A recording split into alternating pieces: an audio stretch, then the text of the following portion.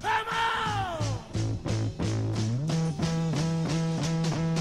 The podcast show, we running this cash shit. White boy, we running this cash shit. Eddie the Chump, we running this cash shit. Job Turkey, we running this cash shit. Wings of redemption, we running this cash shit. It's a fact that we running this cash. Okay, so we've actually got a Patreon submitted video promoting his channel. What we're going to do is we're going to let you watch it. What this guy does is he does skits and vlogs and comedy and a lot of FIFA and stuff like that. So we really recommend you go and check his channel. Once again, it'll be down in the description.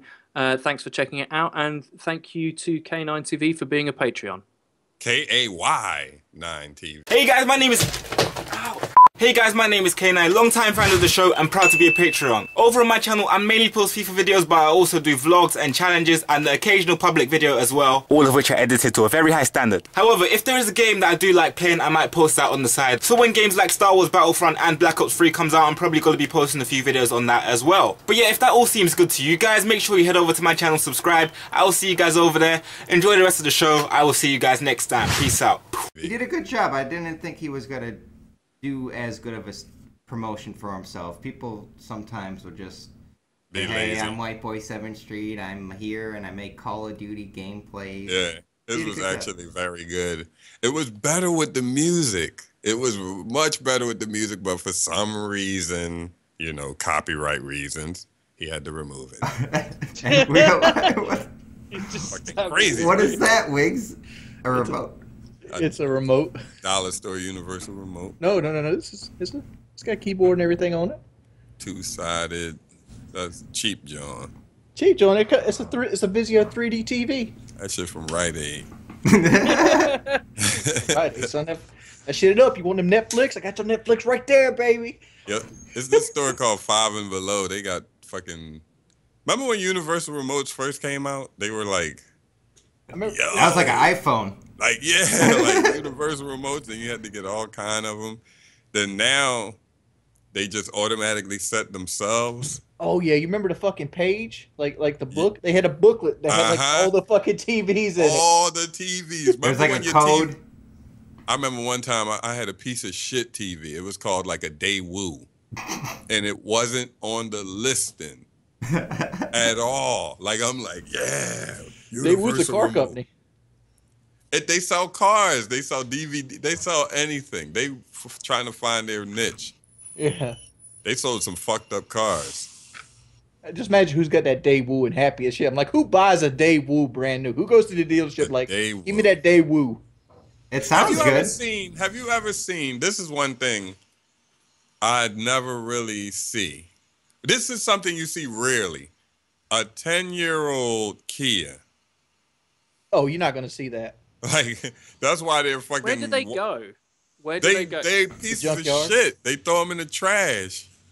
Like, they'll probably put them shits out in front of the house for trash. Like take this shit away. Like, oh man! Every time their I see warranty. You ever heard their warranty? No, I haven't. No, their warranty is the best warranty ever. It's like 10 years, 100,000 miles. So I got the life of the car. I got the fucking fire company, like fire department, right by my house. Shit is annoying. Kias are such a death trap. They are a fucking death trap. I remember they're made so cheaply. Around here we have a guy called Bobby Gale Kia Myrtle Beach. He had a sale on the Kias, right? You buy one Kia car and you get a second free. You had to buy one, get one motherfucking sedans. Remember, buy a car and be like, here, brother, take this car. It's free. This is yours. They had something like that with a Mini Cooper for $1. Like you bought a Lexus or something, and you got a Mini Cooper for $1. Honestly, I can't trust anything named after a woman, like a Kia Sophia. Like the name of the car ain't it like a Kia Sophia or some shit like that? Like, why would I want to buy that? Surely people want to name their own cars. You don't want it to come with a name already. Kia Sophia. Like, no. But you never see a 10-year-old. You probably see some Hyundais.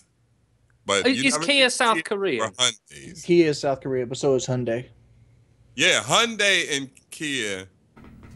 Is Daewoo South Korean? No, that's North Korean. Imagine if no, there was a no, North no, Korean no. car company. There is not a North Korean car company. They It would would South be Korean as amazing well. if there was. Are there cars in North Korea?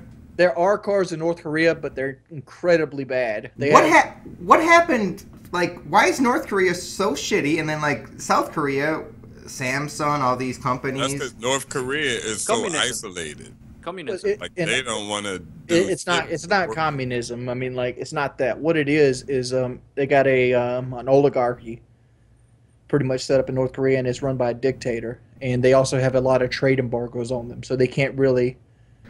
It started as a communist republic, though. Like, well, they're a communist country. It is, but the fact that they're communist isn't the reason they make shitty cars or are sitting back in the 19th century. The reason that is because of, back in the 80s, America had the thing against communism with communist Russia and all this thing, and they put trade embargoes on them. Like Cuba just recently got out of their trade embargo because of Castro dying and shit, and then Obama came through. But like, it's just trade embargoes. But nobody's allowed to trade with them. We cut them off from most of the world. The people they do trade with, is very limited. I don't think that ever helps. Like suffocating a country like that doesn't make them easier to deal with. Like, you're effectively punishing millions of people for a leadership that is much easier to defeat if you're just like, have all our nice shit. Right? Like, if you showed a fucking iPhone to people in North Korea, they'd be like, well, first of all, they wouldn't know what a fucking mobile phone was. But they, like, after you got them through to the concept of mobile phones, showed them an iPhone or some shit, they'd think you were a wizard. They would. Like, but if you didn't do that, and instead you supported them with the opposite of trade embargoes. You gave them aid and you traded with them and you did all this kind of shit. People make this argument that we're not trading with these fucking people that we hate. No, you're not. Mm-hmm. You trade with the people, and then they get rid of the people you don't like because they become inconvenient to the people. That's how you get tough. That's real tough to do, man. I'm gonna tell you why that didn't happen. Exactly what you're talking about, though, Eddie.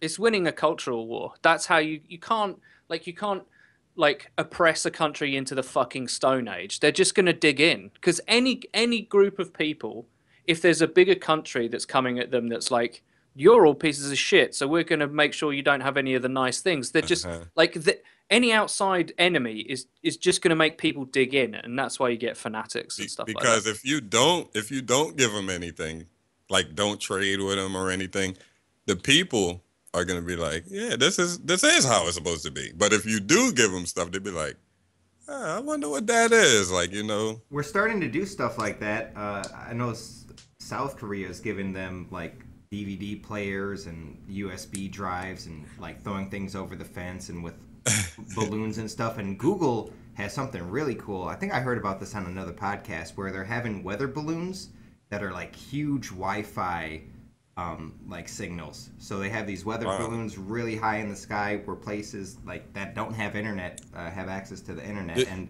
what happens is the balloons they go away because obviously a balloon can't stay in the same place, and then another one will come, and it's pretty cool. The question about that Wi-Fi though, is it access to the internet or is it just access to the internet? Because North Korea has internet. They do have that technology. They have flat screen TVs. They make cars and stuff. They're just not very good. But like the internet, like in China, is very cut off. It's policed. It's policed very, very, very, very strictly. And it's like, is it real internet or is it? Is it like if Google like big titty porn on the Google internet? Yeah, if Google's doing it, I'm assuming it's got to be legit because I know there's a bunch of people from China, like really important people, coming over to the White House. I think they're worth $1 trillion combined. God damn. Yeah, I heard something about how Google was talking to China and how they wanted Google to be like limited and they didn't want this to be searched and they wanted access. That was a while ago.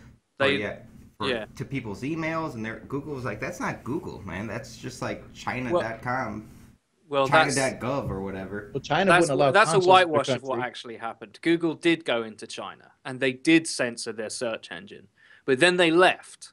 They said, no, we're not going to do that anymore. So so they left. So China doesn't have Google anymore, and they're trying to renegotiate for Google to come back in, but they're making the same demands that they did last time, and Google are saying no. So yeah, good guy Google for saying no this time, but they did originally want that money too much to, you know, they did go in for a little bit and then backed out. What's the point of having Google if you can't Google shit? Like, because you know what I mean?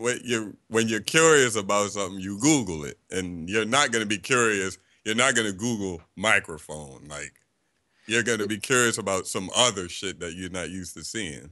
It seems really weird, doesn't it, that there's parts of the world, like, we're so used to, like, the freedom of information, like us being able to find out pretty much anything pretty openly and easily, like straight away, use the internet to find out and learn, right? There are regimes around the world that see the populace becoming educated as undesirable, and they take actions to stop it. That's fucking crazy. It's 2015. Like, that's like some fucking World War II shit. That's like Nazi thinking. Like, no, we can't let these people think that. Weird. I just find that really weird that they're still out there.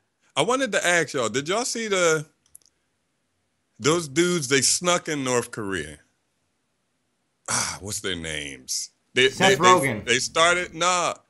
He's talking about the No, man, not that movie. They started on YouTube. They were YouTube dudes, and then HBO gave them a deal. Yeah. Fuck. Them. Yeah. They Vice. even had. You should Google it. Vice. Exactly. Google it, right? Vice got in there, and they said they went to this restaurant, right? And they're so used to nothing there. Like, they're so used to having nothing there that the restaurant had nobody come through the whole day. Like, nobody came through for, what'd they say? The restaurant opened, 12 hours, something? They said nobody came through for 10 hours or something. Then they came through, and then they were just being fake and acting real extra nice. They couldn't have no cameras out. These are the same people. They had an interview with Osama bin Laden. Yeah, Vice is crazy. They're crazy. They go to places where, like, CNN's never got to go. Like, the motherfucker said he came off the plane. This is Osama. He came off the plane. Soon as he came off the plane, they blindfolded him. They drove for, I'm just saying, they drove for about 5 hours, and then took him out the car, walked him, and then when they took him the blindfold off, bin Laden was sitting there Indian style in front of him in a cave, ready to get interviewed. They say that's some crazy shit, man. You have got to be crazy. Like, you've got to have balls of steel. You have got to be like, I'm going to get off a plane, someone's going to blindfold me for 5 hours and take me somewhere to talk to the most wanted man in the world. That is, like, crazy. I don't know if people would do that now in the ISIS, like, era of, like, journalists getting beheaded and shit. I don't know if they do that now. But the Taliban were cutting people's heads off, too. Yeah, they were. And this was agreed to. Like, it ain't like they agreed to have this interview. It ain't like they just got caught. Oh, you're a journalist? Oh, I'm here in your territory. Yeah. Like, no, it wasn't like that. But they agreed. Would you trust them, though? How do you make this deal? Here's the scary part. Like, how do you make a deal with people that already are being bombed by the United States government? You can't, like, scare them with that idea. You can't be like, well, if you kill me, they're going to come fight you. They're already fighting you. Exactly. Yeah. And what's crazy is I think this was before they got the HBO deal. I think this was before that shit. I couldn't believe. You guys ever see that Nick Berg shit? Yeah. Man, that was the coldest. Well, that's the second coldest video I've ever seen on the internet. What's the coldest one you've seen? The one with I the guy. The coldest one. The coldest one I've ever seen was like a Mexican cartel. There was two guys sitting next to a wall, and they had to pick between a rusty knife or a chainsaw. One guy picked the rusty knife, one picked the chainsaw, and they both got their head cut off.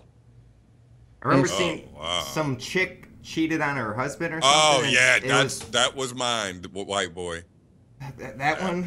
There's a few videos with like chickens and snakes and penises that I don't like. Wings. He cut her head off with one of these, a little knife like this. Why would he not pick the chainsaw? Like bang, he was cutting her throat like this, Wings, and she just sitting there with the shock face, like oh, and then he twisted her head off. I said, damn. You guys need to watch the Mexican Cartel video. Oh, no, there's another one. I'm not watching that shit. I'm not watching any of this shit. I can't believe They basically used a knife like that, Jai, but it was dull and rusty. Why did you pick that fucking knife? Get the chainsaw, you dummy. I mean, like the chainsaw, like it looks worse and it's probably scarier, but it's way quicker. Yeah, fucking way. The worst video. And it's one of those videos where you're just scrolling down on Facebook, you see puppies, you see people's babies and whatever, and then they just play this video out of nowhere. It's a woman who just got in a car crash, and literally her whole face is like slid off, and she's like picking at her face, pushing it, and it auto plays, and it doesn't auto play where there's like a, you know, somebody running at the floor looking at something in a car crash. No, it's the fucking face right away, and you just see this eyeball popped out with the nose drooping. It is really, really bad. I've never seen that video. Like the only video I've seen with an eyeball popping out was one of those Kimbo Slice fights. Remember Kimbo Slice? Grim, man. I think they were in the backyard, right? Yeah, it's like this dude you gotta get his like right eye, and it like the bitch swole up, and his like eye was at the side of his head. Yeah, I saw that, John. I was going to say, before we get too far into the show, let's talk about DraftKings.com. DraftKings.com. In the description. Last week, I said I lost 75 last week. This week, I won my 75 back. I did invite some of the podcast viewers out into a little tournament. I placed 7th out of 10th, so I lost my $1. So congratulations, whoever got my $1.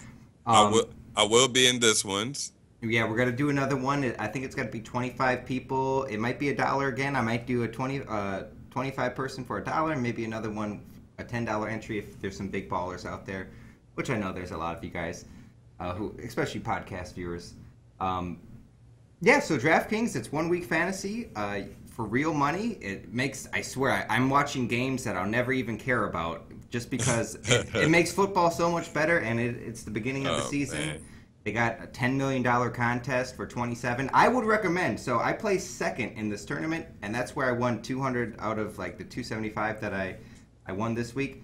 I think the smaller tournaments are a little bit better because when you're playing with people that have, when there's 40,000 people in this contest, there's so many different combinations that you might not hit, and someone else has got to get it. So those smaller tournaments seem to be a little bit more profitable, But then there's also, you know, if you get it all right, if you pick the people that are great, and if you get first place, you can win $10 million. So yeah, that's crazy.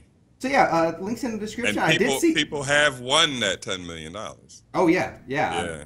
I was close 1 week, not really, but like I was close, but it's like 3 players were off, and that makes a huge difference. They probably were Eagles, weren't they? Oh, I saw the Eagle game. And one thing about DraftKings, about entering this week, it might give me something to cheer about because the Eagles haven't. People from the outside looking in that doesn't know football would probably say their quarterback sucks and their offense sucks and their running back, he's not that good and they paid him all that money. It's not that.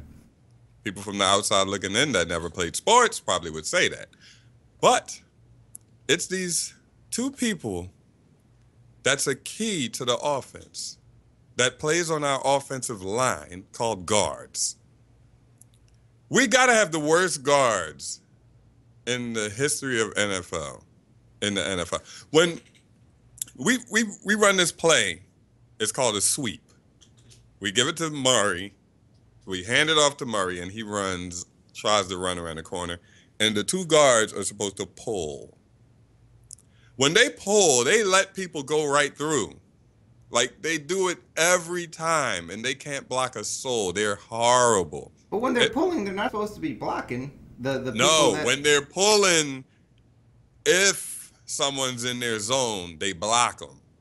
It's called like a zone blocking scheme. They're supposed to block people who are in their zone, and they literally do the matador, like the ole, and let people go right through and tackle DeMarco Murray. Like, I never saw DeMarco Murray that furious. Like, he was pissed off.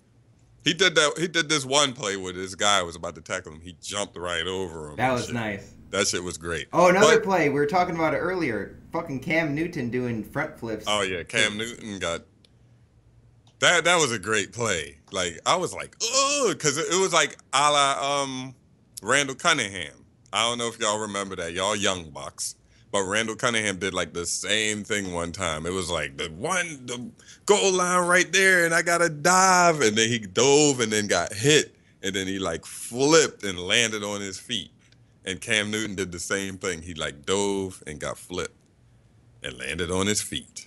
I miss playing football. Like, I would play pickup football all the time as a kid. And we actually, when I went up north, we played a little 3-on-3, and I got the pick 6 for the win. It was really fun, and I miss playing football. Pick 6 for the win. We gotta do something. Like, we gotta play like PKA or somebody in basketball. Wings, power forward. Me. Now, Wings would be a great guard. Do you think they should draft Wings for the Eagles front line? Yeah, I made a tweet. I said, Dude, the Eagles must have YouTube commentators as their guards. I literally made a tweet like that. Dude, I could not hold like a 300-pound man up that can bench press 400 pounds. I couldn't do it. Wings, I'm sure you could do a better job than these two guys. One of them name is like Matt Tobin, and this other dude. Oh my God, the Packers horrible. The Packers had a weak offensive line for a while, and Aaron Rodgers got sacked like 30, 40 times. Yeah. It was a record-breaking year. And the offensive line, it's not something that's glamorized, but it's a very important thing. It's so important. The worst offensive line I ever seen was this.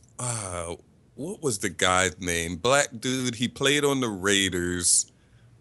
He was their quarterback. What was his name? He was like number 2. Carr? But their offensive, what was his name? Pryor? I don't know his name. But literally, I saw him take a snap. The Raiders' offensive line was so bad, white boy. He took a snap. He was under the center. Soon as they gave him the ball, he said, "Hut." He got the ball. And somebody was on his leg. He was dragging him off his leg soon as he got the ball.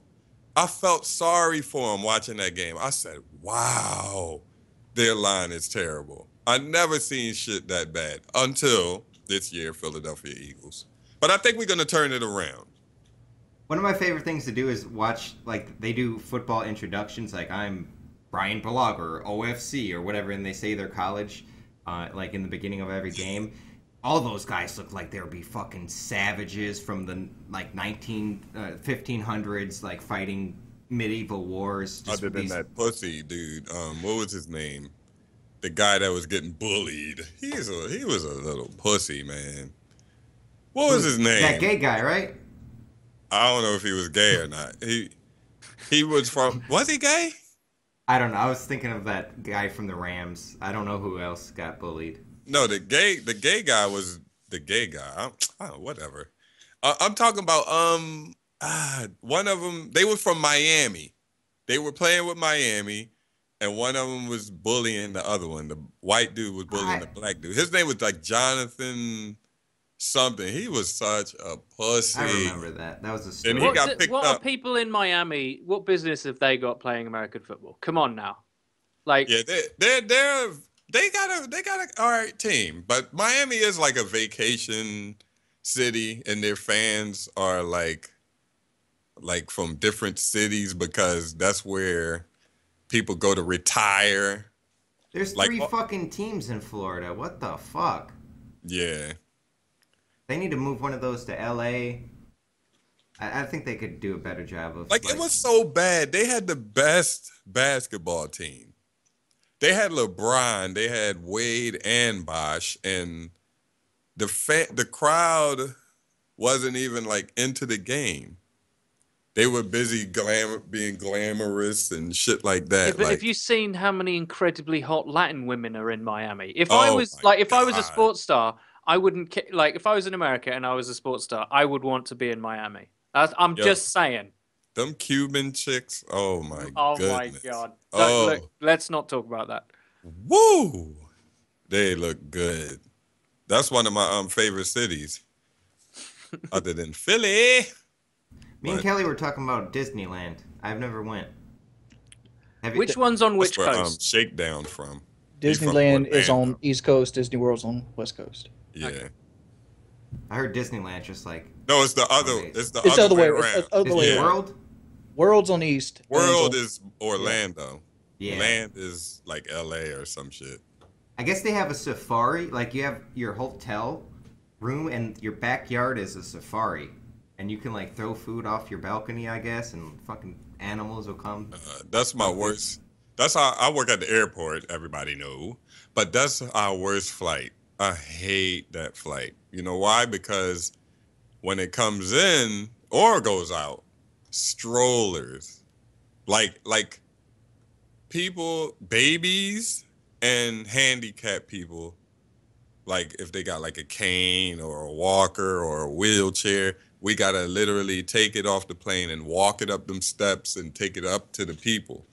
And Disney World, the Orlando flight comes in, it'd be like, man, it'd be like 20 strollers. I got a question. How do animals fly? Because I always thought about bringing my cat somewhere. In the bottom. Are they comfortable? A cat definitely will have to go in the bottom. A cat, you know, cats when they're frantic, they go crazy. Like you can't have a cat on. You put a cat in the car and it goes meow. It does like this meow that you never hear before. Yeah, because they're not used to that shit. Well, they're put in a heated compartment of the hold because the hold isn't pressurized, but pets have to go in a special one because it has to be heated. Because if you fly in an unpressurized cabin, they'll die. They'll get frozen. They want no air and they'll be frozen. Like I always pictured it like they're next to luggage and they would be like bumped around and like super scared.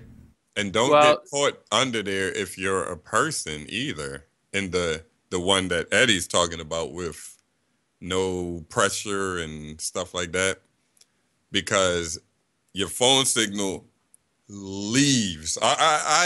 We even tested it. I told my homie, yo, close the door. Then I fucking pulled my phone. That shit was like no signal, like nothing. But you got to go crazy under there, like, yeah, boom, boom, boom, because people could hear that. A few people died, right? They like jumped on the wheels before the wheels took the up landing gear. Somebody did that.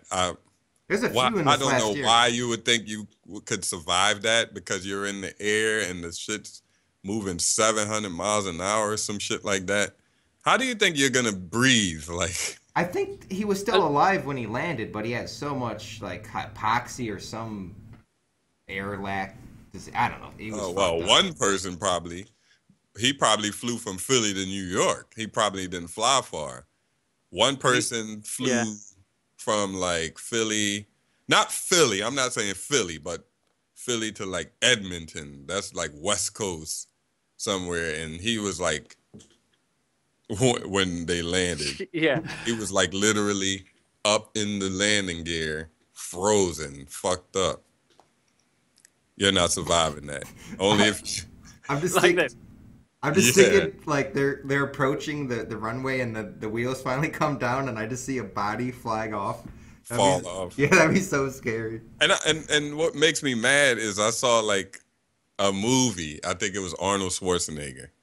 And he was running across the ramp. Running across the what's that shit called? The runway? The runway. The tarmac? Yeah, the tarmac. Running across it. Then it was this big ass plane. It was like a 747. You're not doing this. He like ran, and then you could see it wasn't him. It was like a stunt guy, like a stunt double. He ran, then the plane was taking off. Then he jumped and grabbed on it. I can't remember what movie it was. Wait, Tom Cruise is doing something like that in Mission Impossible. That's like their trailer for it. Yeah, he's hanging out the door of a. But that's different. That's like a military cargo ship. They don't fly anywhere near the same height. Yeah, exactly. They got low, so you can. Yeah, but he's holding onto the door while it takes off. Obviously, he's like, it's not just his strength. Yeah, it's not real. Let's be honest about this. But people are like, holy shit, did you see that? I'm like, He's fucking tethered to the thing. Like, even if he let go, he could be like this, and he'd stay there. Come on now. Yo, I get mad at stuff like that. You know, Like, you know what? You know what really makes me mad? When you watch a sports movie and the guy can't play. Like, you could tell the guy's garbage. Like, the guy doesn't have any real, like, they'll be playing basketball. It was this one movie with the And One people. It was Hot Sauce. He was in the movie. And it was one dude, the actor, going against him. He was like Hot Sauce rival in the movie, but he couldn't really play basketball. So they did a lot of cut scenes and shit to make it look like he was doing moves. And that just makes me sick, man. What about it's the same with like musical instruments when people play guitar in movies? Like, they're never playing what is going on in the background. It drives me mad. And you're looking at their hands. Yeah, no, I'm looking at their hands like, that's not what he's doing. No. You're like pissed off. The best one is like when it's a solo and the guy who's like the actor is like playing chords. It's like a solo and shit. I'm like, that's not that. Oh, come on now. God. Come on now. A particularly bad one, if you ever want to watch it, is Marty McFly in Back to the Future.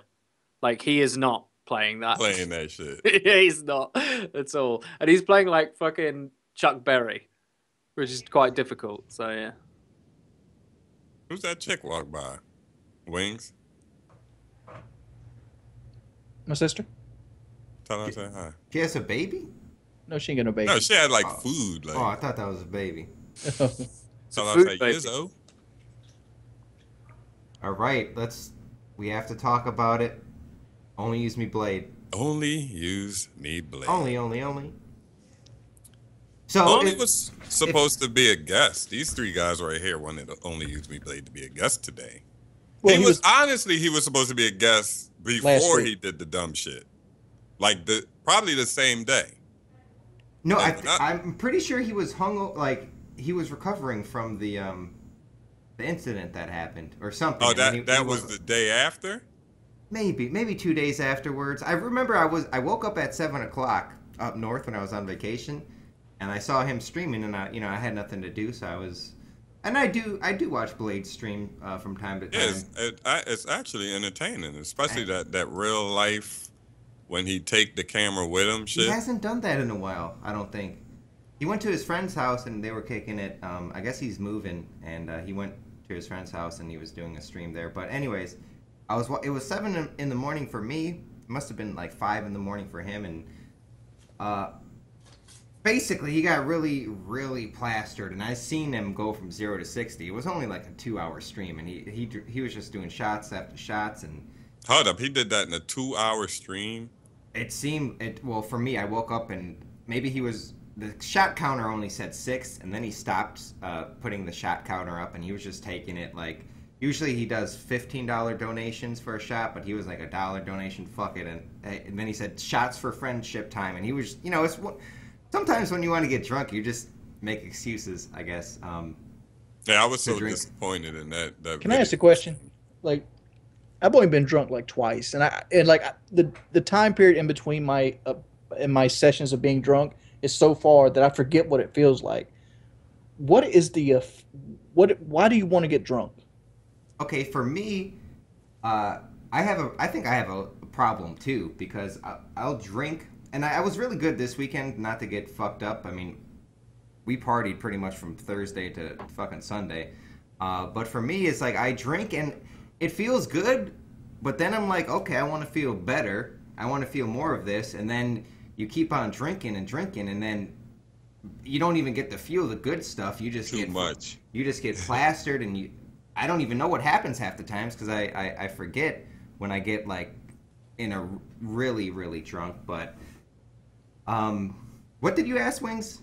I'm sorry. I was trying to understand what's the appeal of it. You just told us a little story. I think I got drunk right there just thinking about getting drunk, and I forgot. Yo, you're sitting there explaining the answer to him, and then you ask him what again? That was crazy. I was disappointed in Blade, though, in that video, man. I'm gonna ask this question. Can I ask this question, John? Come on. Let me ask this question. Do you think, just like White Boy said, that you don't really have control of your body? Do you think that's actually what he thinks about when he's, just something he doesn't normally say, and it came out because he was inebriated?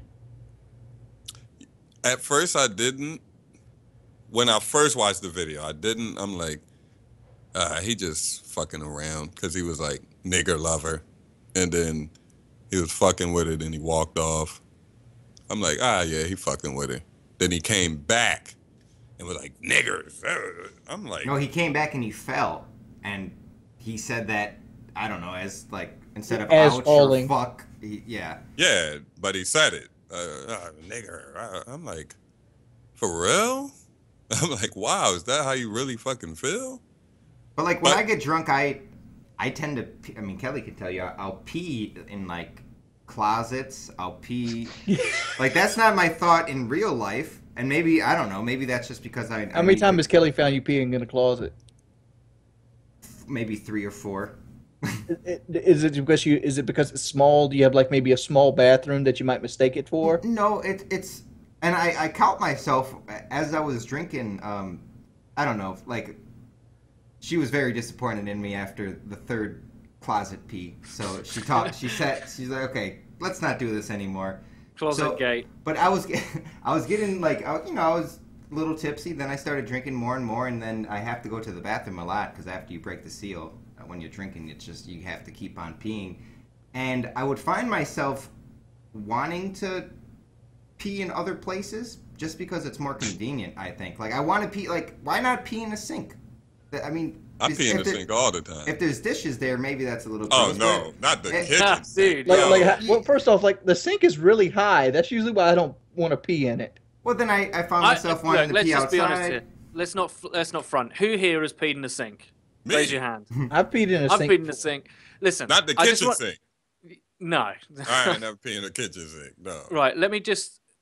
I want to weigh in on this Blade thing, in that if there's, I know about getting fucked up and doing stupid shit that you regret. Right. I'm fairly well versed in that subject. It's the reason I don't drink anymore. Right. But I think I can see like a thought process going on when Blade's that drunk that he's live streaming and he thinks for whatever reason in his drunk brain that being outrageous is good.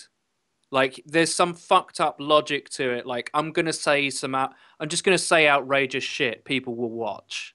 Right.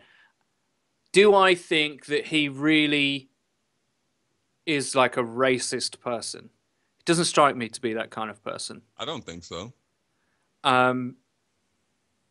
Is it advisable for him to kind of stop drinking and streaming at the same time? Yeah, probably.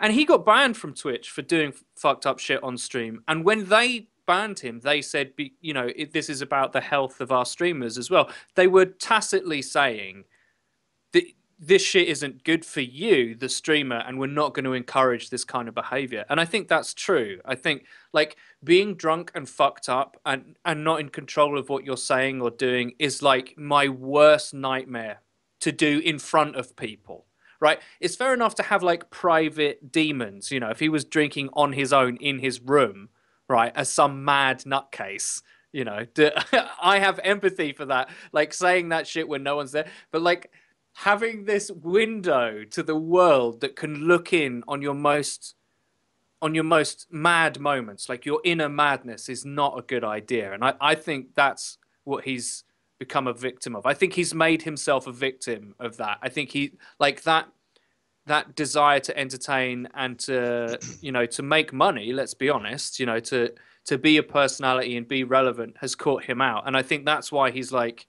I watched his video where he talked about it. And I was like, I was conflicted. On one hand, I was like, it's really good that someone's like straight up facing it and being like, this is a problem. I have a problem. Right? That's really good. But on another hand, like, you always pay for shit. Like he said in his video, you always end up paying for the shit you do. And this is one of those things. Like, Jive didn't want to talk to him. that's a real life consequence of doing that kind of shit. And I think he would accept that. Like, from what he said in his video, he would be like, well, I can't blame Jive for his reaction. Like, Blade did that to himself. Like, Blade, any judgment that he gets from other people, like, Blade has brought on himself. I'm not going to judge him because, you know, I'm sober now, so I can't. I'm the last person to be like, fuck that guy. You know, I understand where he's coming from.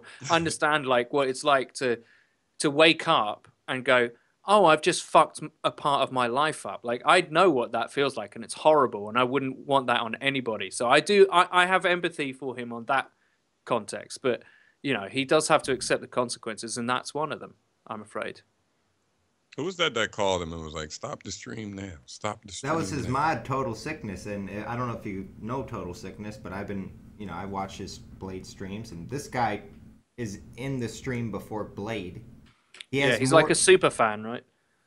He's a super. Well, he's a mod, and I think he was trying to get like a job at Twitch or at Stream Me, trying to be like a global mod or something, and he was got to use Blade's like channel as a recommendation. But yeah, he's in there before Blade, after Blade. He's telling people you know, how to subscribe, how to donate.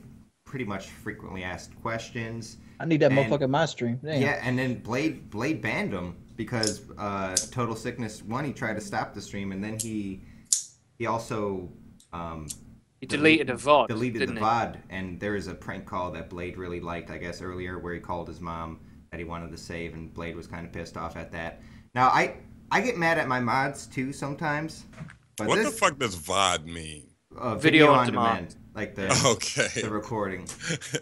And I ban mods sometimes for, like, not ban them, but I unmod them for being, like, if they put it in subscriber mode when I don't want it, or slow mode, and it I don't know, it pisses me off sometimes, but... My mods argue. I have loads of mods in my channel because I do, like, a mod lottery, like subscribers, like, once a month.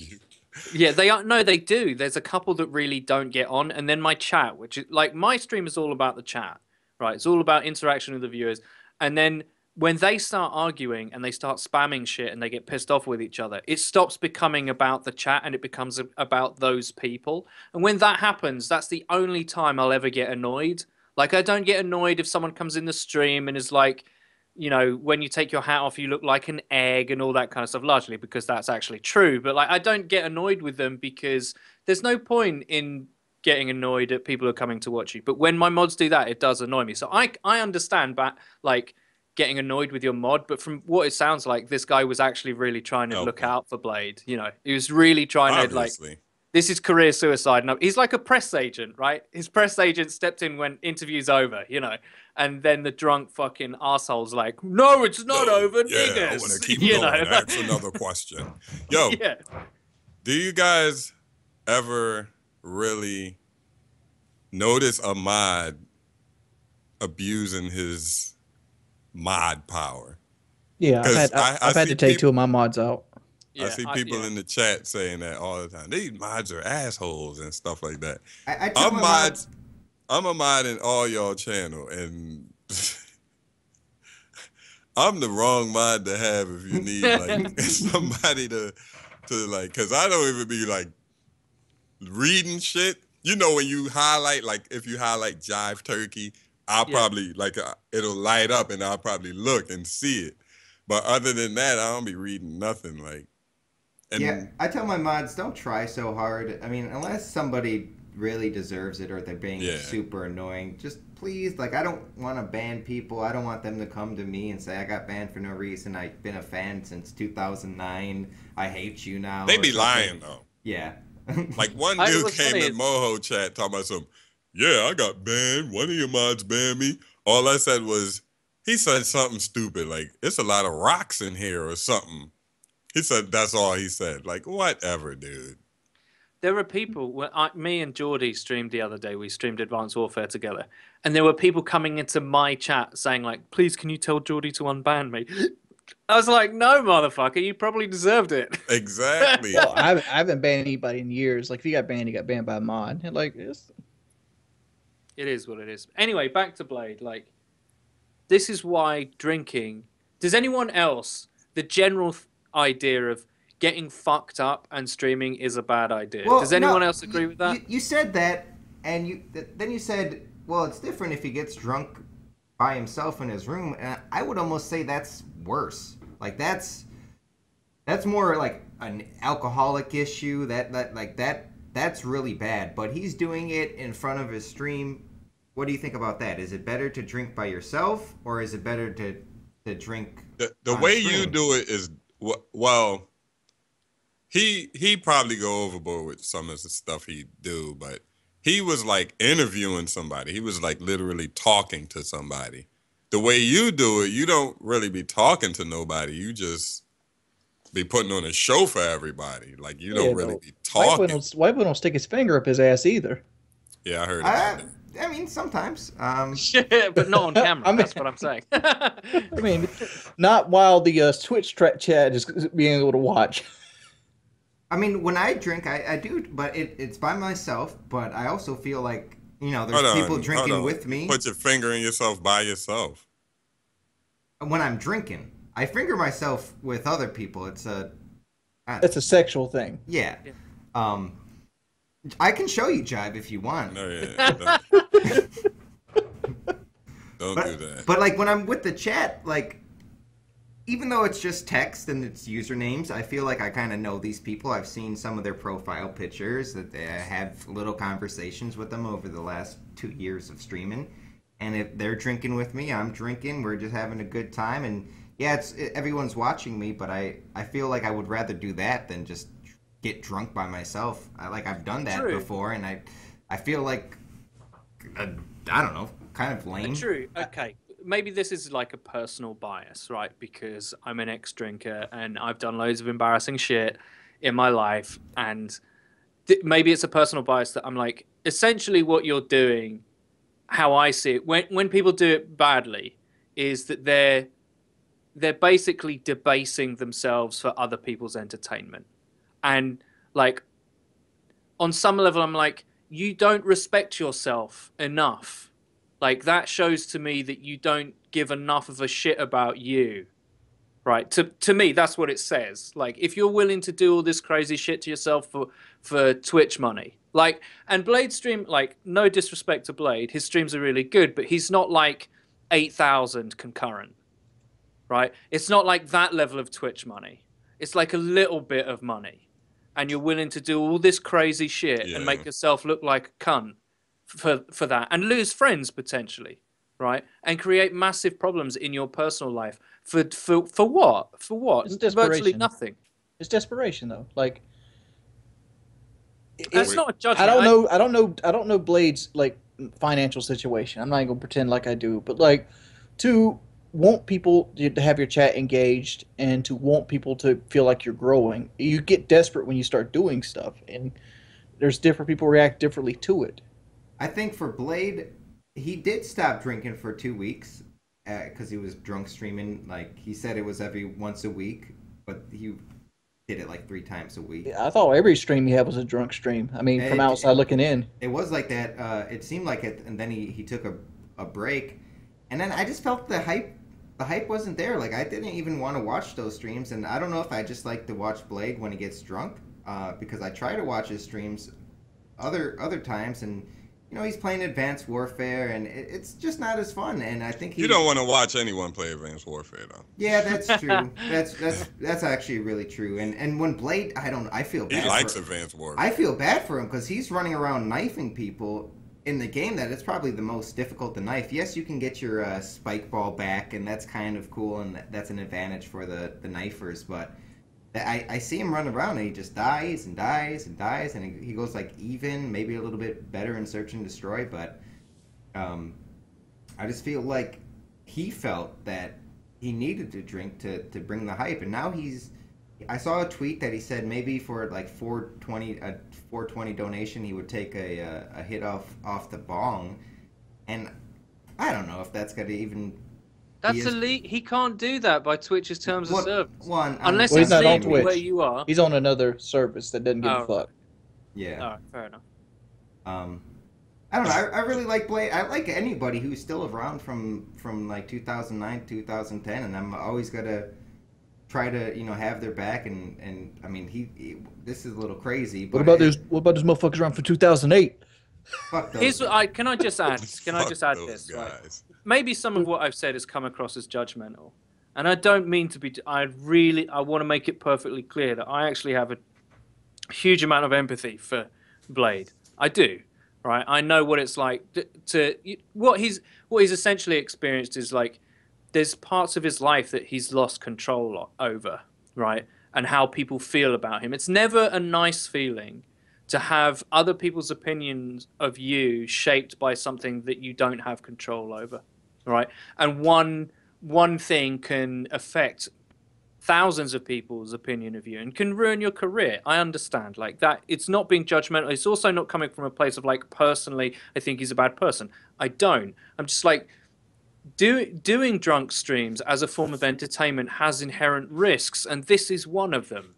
And it's the reason why, like, I don't always agree with Twitch's policy about what's okay to stream and what's not, but this is one area where I'm like, I don't know how good it is to encourage it. Like, maybe you don't ban people getting drunk streaming, but like, I don't know if it's a good thing to encourage or condone, actually. And maybe that's just me, and I'm being too conservative. But that is how I feel about it. I'm gonna go libertard on you here, Eddie. I'm sorry, white boy.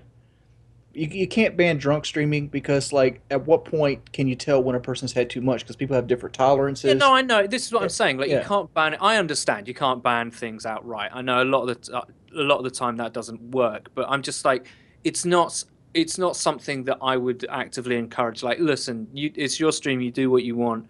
But it does have risks. It clearly does to people's like livelihoods and shit. Like I wouldn't do it on my stream, but that's just the thing with drunk streams. Some of the biggest Twitch streamers, like they do Fucked Up Friday, Thirsty Thursdays. They have like can you series not actually like drink on camera?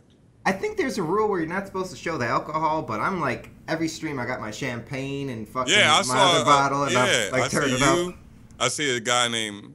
He do DayZ. His name is like Minder, and he don't be acting crazy. He just be playing DayZ, chilling. It's called like Bear, something whatever, and then he just take a sip like while playing. And there's one but he guy don't be crazy, like outrageous. There's one guy I've seen do it well, do a drunk stream what I would consider well, and that's Sandy Ravage. Sandy Ravage does drinking streams really well because you know Sandy doesn't show his face, right? We all know what he looks like now, but like he doesn't show his face, but you can hear that he's like bit inebriated, and he's playing with like other friends. Like he did a drunk stream with XCal once, and it was fucking amazing because at a certain point, like they were challenging each other, like while playing games to drink a certain amount. At one point, you just heard XCal go, "Sandy, send help." And it was fucking amazing because you knew that fucking XCal was destroyed. Like, but neither of them show the camera, right?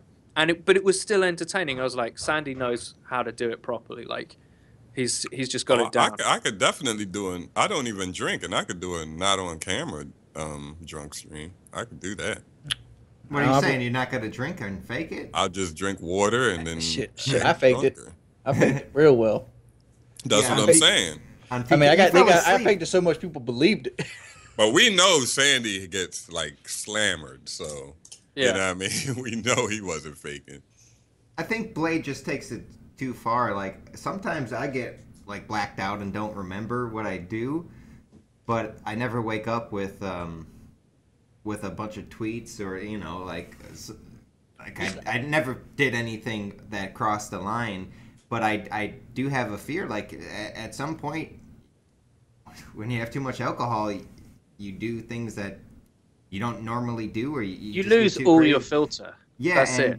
And I'm just trying to not get as plastered. I think Blade could send a good example to people who do drunk. Maybe you should set like a limit to yourself. Like, you know how much you can drink, but like after I get to this amount of shots, I'm cutting it down. How about you just have in your room this certain amount?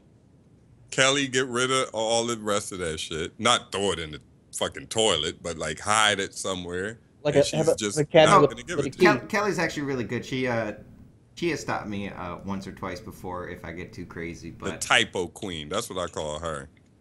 She why? be in there making millions of typos in the chat. Maybe she said like, one shut up, drunk. Jive. I'd be like, what did you just say? She'd be like, shut up, Jive. You know what I meant. So I Can I say something about Blade real quick before we get off the subject? Yeah. Go ahead. It's just the way I took his video when I watched it. When he was interviewing the girl, and I don't know what this is not segueing well, but when he was interviewing the girl, I felt like when he was interviewing her, he wanted to say something that got the chat's reaction, and that's why he dropped the nigger lover. And then immediately as he said it, he regretted it. That's why he got up and walked off camera. And he was in a bathroom or wherever that place leads to, and he's sitting there telling himself like, you fucked up, you messed up. And he's like, fuck it, I'm going all in. And then like he tripped over himself coming back into the room, and at that point he decided to go all in, and that's what happened afterwards. I don't know. He was fucking sloshed. I don't. That's think the way I took it. I just wanted to throw it out. I would have took the first part like, yeah, he just bullshitting. Like seriously, if he didn't do the second part, yeah, the first part I'd have just been thinking like, clearly. But yeah, at some point his brain's like, I'm going all in with this.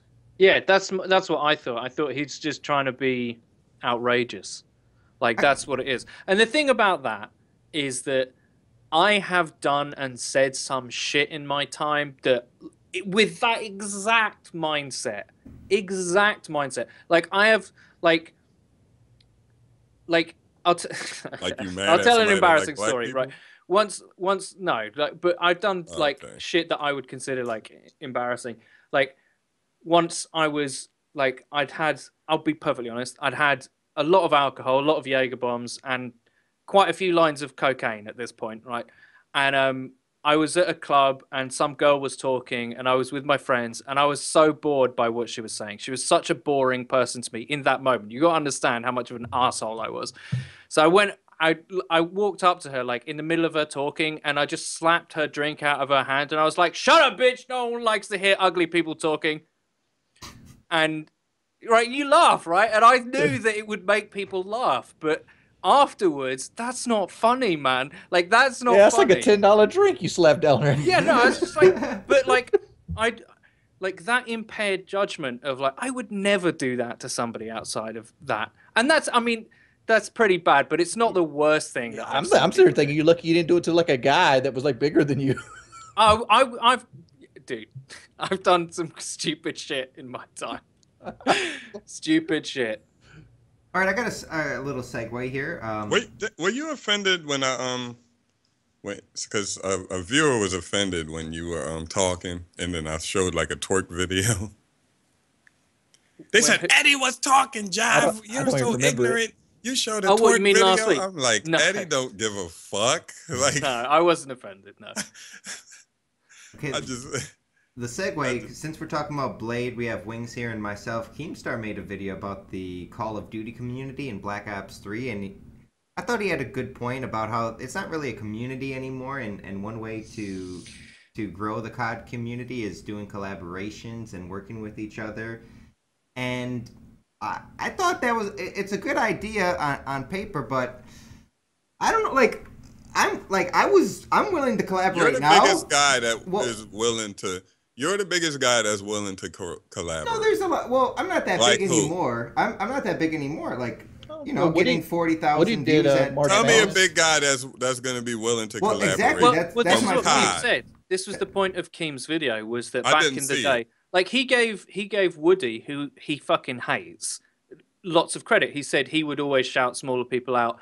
Like, Wings are redemption. He spoke about you, Wings, in a really positive way. He was like, look, Wings has shouted out more people than I can count, right? Yeah, back in the day, I was about to say, I'm like, what the fuck? Yeah, no, he was trying to say something that was basically like, you look at every other gaming community, and all the big guys will work with smaller guys who they think are worth it, and who make good stuff. And in COD, that doesn't happen.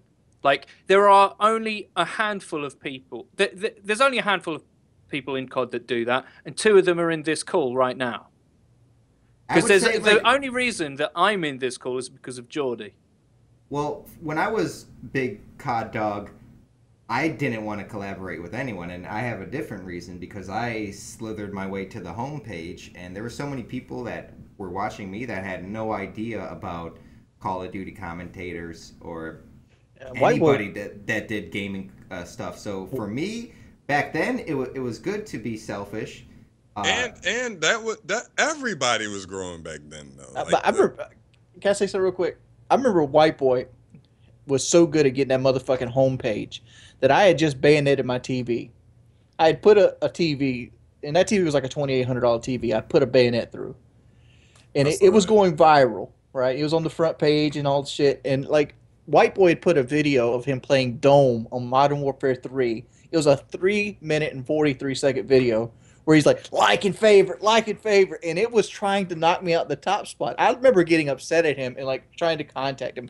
I called Machinima. I'm like, dudes, he's in the wrong category. He's in a category that's not gaming. I remember that video. I forgot what it was, but it was like that video was going to knock my video out. It was a comedy video. But I mean, every gaming video could be comedy if you're a commentator. There was some jokes to it, but yeah, I miscategorized that one. I miscategorized every video. I literally did not give a fuck. I was good. I was good. I had okay. There was one. If you guys don't remember the old homepage, I believe it was 2 rows by 4.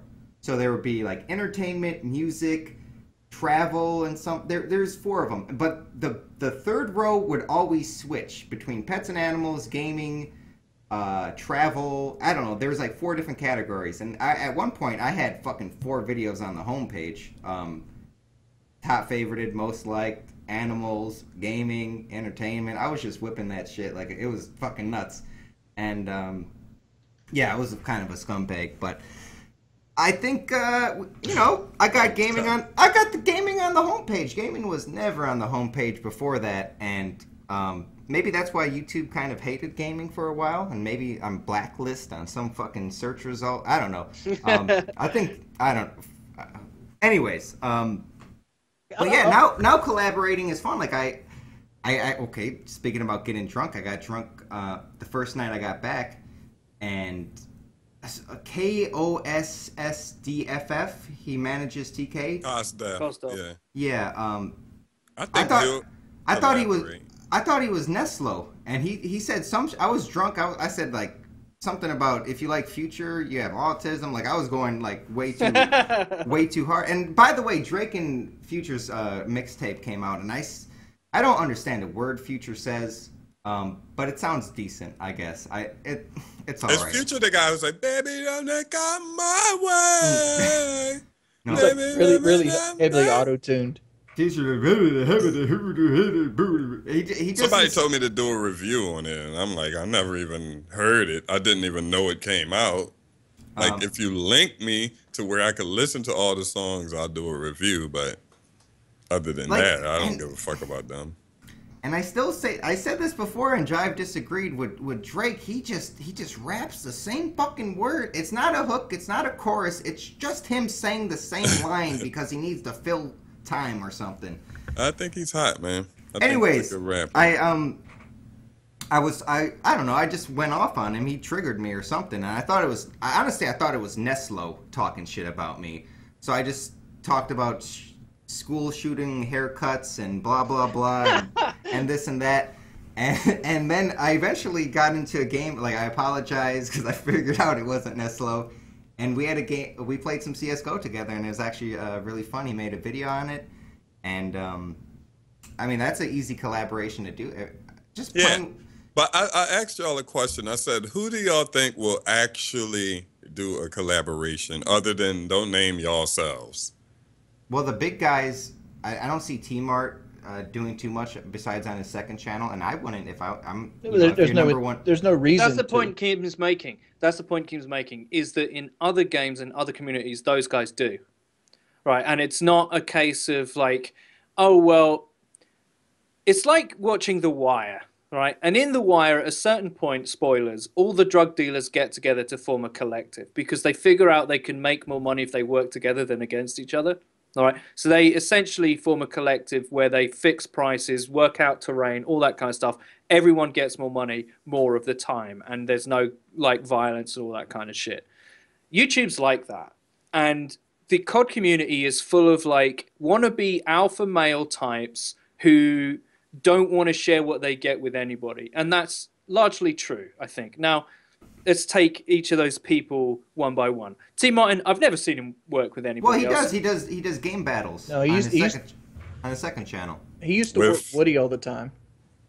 Okay, that's fair enough, but that's another big guy. Like, yeah, exactly. What Keem's talking about is someone who's big working with a smaller person, right? Who they think is really good. Now, I will say about Drifter does always credit people that get him information. Like, that was one of his points. One of Keem's points was that all these big channels, these news guys, they generally get their information from smaller YouTubers or other sources and then don't credit them. But that's say about Drifter, he does credit people. That's people going out extra. What if they say, Drifter, what if can I have a dual commentary? He'd never do that. I don't think Drifter would do a dual commentary, but like didn't Drifter get his start from March Madness on Woody's channel? I don't know. I think he was right there. One of the was he in it? Yeah, I'm pretty sure he was in it. I think so. I know Fuzzy Otterballs was in it. Yeah, he was in it. I was in it. I lost to this fucking horrible guy. Who'd you lose to? In round 1. His name was like Dirk the Devil. And he did it was clearly rigged. I'm not saying the whole thing was rigged, but listen. It wasn't rigged because like the judges were like me and Kyle. Dog. This dude beat me doing a regular fucking video. He was like, hello, my name is Dirk the Devil, and today I'm doing a Call of Duty 3 commentary and blah, blah, blah. And you should have saw my fucking video. My video shit on this dude's video. It was like it came on like a montage. It had a rap. It was sick. Then it came on. Then after the rap faded out, I started doing like this commentary. Like it was sick. I thought it was rigged because Ukrainian Limbs picked some of the winners, and he picked a lot of his friends, or something. I heard Ukrainian Limbs got out of it by the time but he was in it in the first round. I think a little bit of the second round, but like Kitty and like I think she had like a cousin, like a British cousin, and there was like Kyle. I think those were the 3 judges. You heard it here first. And like 4 years later, 4 years later, those were the judges. Like Ukrainian Limbs didn't really have a whole lot of work ethic. He didn't want to put the videos up. He didn't want to do the promos. He didn't want to cut the deals. He kind of just wanted to ride the wagon, from what I understand. I wasn't, a first-hand participant in the conversations between him and Woody. But, like, he didn't want to do the work. He just wanted the success that came along with it. I think Keem had a good point with the big people shouting out small people, but I don't think that's going to bring it back to where it once was. We just need to have a community. I think it does. No, but there's no community at all. I think he's right about that. I think it would. I agree both. with him. Sorry. Yeah, sorry. I'm just going to say this very quickly. I agree with you. I think that would help the community, but what has really hurt it, and why Minecraft and FIFA and Destiny are ahead of it, is because those games are more popular. And we have to face the fact that COD just doesn't have the interest behind it anymore, where people are prepared to watch 8-9 minute commentaries by some random person with gameplay. That isn't relevant anymore. The YouTube taste of the viewers has moved on. So yes, it's a case that the COD community is incredibly cutthroat and incredibly selfish and self-orientated, but it's also to do with the fact that the games aren't as good and there's not as much hype behind them. Can I want to say something? Like I've been recently doing commentaries lately, and like a lot of people saying they miss it. They miss just straight commentaries. Like nobody does them anymore. A lot of the guys that used to do them, that used to be fun, have stopped. Like Thunder's really big. He gets like 100,000 views a video, and all he does is basic commentaries. Yeah, but he's like the only one. Like there's less of those viewers out there. Yeah, I understand. What you're saying is there's like less people just want to watch 3 or 4 different guys. Like people like Thunder and like me, they have people that's been watching me for like 5-6 years. Yeah, that still come around. Hey, let me get your guys' opinion on something, since we were talking about this just a while ago. I got a video. It's called Fat Guy Bandits a TV, and it got flagged for copyright. Huh? It got flagged for copyright by VidCon. Someone, like, I think we Copyright mentioned, for what? we talked about this before. I think somebody uploaded it to TV and there was like Somebody automatic... took my video off YouTube and put it on TV, and then they filed a copyright claiming it was theirs. Like, it's not a video of gameplay. It's a video of me, period. Did they pay you? They haven't paid me a cent. There's only one. The only people ever wanted that video was True TV, and they wanted to put it on like the stupidest people in the world. And I'm like, no, I'm not down for that. They offered me $500 for to use it on TV. I told them no. I even got email where I told them no, I'm not down for that. And because I didn't want to be on a show like that. Definitely could dispute that. And like VidCom is like taking the money off that video now because they claimed it was theirs. I'm like, what should I do in this situation? Your company should definitely handle that. That's crazy. I mean, like, well, I'm at full screen now. I've never had to make a handle like a copyright claim. Like it's not a strike, it's a claim where it's a claim where they monetize it. Yeah, they take the money. I would. Damn, that's such a big video. I was about to say I would like private it and then. But like that's like my biggest viewed video I have on my channel. You can easily win if you dispute it. And there's probably a lawsuit in there, but it's just so difficult and so much work for not as much. The date on the video will definitely show that it's yours. Well, the fact is I'm on the fucking video will show it's mine. No, but I'm just saying, like that's like old man, poor man's copyright, basically.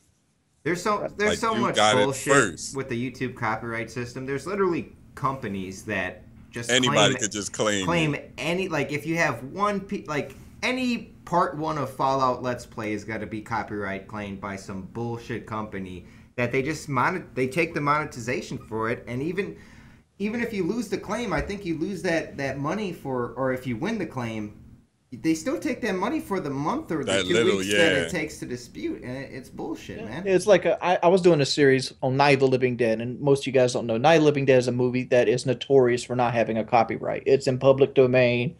It's not a movie anybody owns. That's the black and white, Sergio. The black and white version of Night of the Living Dead. So I decided, I was like, as a video idea, I'm going to do commentary over the movie.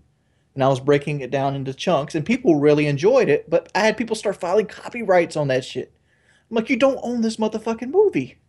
Yeah. Nobody does. There was just a ruling, Total Biscuit, before the show, tweeted out an article where Fair Use and a couple of other defenses, they've just had a ruling where basically it means that automated systems of how people flag things for copyright will have to be reevaluated. So, some games companies are like, they auto-flag your shit. They won't be able to do that anymore because you have, like, say if you're, like in Total Biscuit's scenario, he's a game reviewer, right? So he's allowed to show footage as part of the review as long as the work is transformative under the Fair Use Act or whatever. So he's allowed to do that, but people who have not liked the reviews that he's given for their games have flagged his videos and claim the copyright and have said that fair use isn't a legitimate defense. But there's just been a ruling where they can't do that. And automated systems have been, in this one ruling, obviously it can go to appeal and it can go to other places.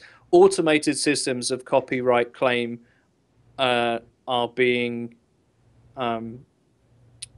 shit on, basically. So that entire automated system where people can claim your shit is going to go. I'm glad you brought that up because people always ask me to do more movie reviews. I quit doing them because I got copyright flagged. And what I would do, I wouldn't even show movies. I would take like the poster of the movie and throw it in Sony Vegas and talk about my experience with the movie. Like it would just be like a picture of the movie poster. Yeah. And I'm like, I've had, like, the one that comes to mind is Skyline. I gave Skyline a terrible review. I don't know if you guys remember Skyline. It was a horrible fucking movie. And, like, they filed a copyright claim against me. I'm like, there's nothing there but, like, a poster that public naturally sees. Like, are you filing a copyright against the poster, the image? That is now going to be illegal and much harder for them to do because that is the legitimate use of fair use. Oh, I'll tell you another bullshit. Kelly got this royalty-free music from some site that says, okay, it's free, you can use it. Royalty. Yeah. Yep. They'll get you. And then, okay, then 2 years later, all her videos are claimed that she used that that sound on, and she used it on a lot of her videos because it was, you know, free and it was good. And I thought of making just a free sound effects. Oh, what happened? No, they changed their terms of service or something, and it went from royalty free to, I don't know. Anyways, it gotta say copyright free. Yeah. Yeah. So because some of them will say copyright and royalty. I've recently got hit with Red Hook Noodles stuff, and I got like an email stating I can use their stuff. I don't know how to get that back. Yeah, but I'll tell you how to do that. Yeah, I had that same thing. I bought a song. I bought a beat for one of my songs, and this dude tried to copyright claim it because, like, after it had 300,000 views, he contacted me on Twitter like, "Oh, I didn't say you can use this. Blah blah blah. You didn't pay me." I was like, "Here's the receipt. I clearly fucking paid you," and it got dropped. I don't like the copyright laws. I understand them, but I hate them. They censor creativity so fucking much. Definitely. There's so much I could do with my channel if I could just use like clips of movies and like songs and things like this. Like, it's so hard to find a good song. Yep. It's hard to find a good song that people will enjoy in royalty-free section. Here's a tip to everybody. Use a remake. Yeah. Like I'm using I Can Feel It in the air the Phil tonight. Collins. Yeah, the Phil Collins song. But I did it with a remake. And it sounds exactly the same way. I don't know how. That's how people do it in advertising, by the way. They distinguish. I don't know how they distinguish the real from the fake because this one sounds so real. I did that with my Condom style. I basically took. Always use a remake, guys. I did, but they hit me with the copyright claim, and I didn't really dispute it just because. I don't know. Yeah, you dispute it and say it's a remake. You're basically giving out all the reasons why I can't be bothered uploading anymore. Like, I haven't uploaded to my channel in like 2 weeks, and there's a part of me that, you know, not to turn YouTube to make is just kind of garbage. Yeah, like that. I mean, this is how I feel. They like, don't give a fuck. Call me cynical or whatever, but I'm just like, number one, not that being famous is ever like the end goal, but like having people appreciate what you do is always good. It feels to me like YouTube used to be a scene, right, where people would watch videos and make them, and it was fun, and it was like this niche thing that you were into, and the content was content. And now it just feels like, I'll be honest, whether this is fair or not, it's up to you. It feels like this guy's paid by Activision, this guy's paid by Activision, this guy's paid by Bungie, this guy's paid by Bungie, this guy's paid by fucking EA, this guy's paid by EA. These are all just adverts in another form. None of this is content. None of this is what I want. I look through my sub box and I hardly ever find shit I want to watch because it's just like, it's just all fucking advertising. One thing I never liked was like, I feel the standard of content got too high. I know that sounds bad, but like if I don't do a video that's like inspiring and thought provoking, I feel like I'm gonna lose subscribers. Like if I just do like I did a video I was scared to death to put up. I got like a 4-man shotgun spray, then I turned around, did it again, and then I got another 4-man. So it's like a 12 kill spree on like the PC beta. Like, I just want to put this up, but I felt bad because I felt like this is going to lose me subscribers. Those are the best videos. You don't say anything? We don't say anything. You show the gameplay, but it was like a cool fucking scene. I was hyped when I did it. I'm like, I think people want to see this. Actually, when I do something like that, I do a commentary later.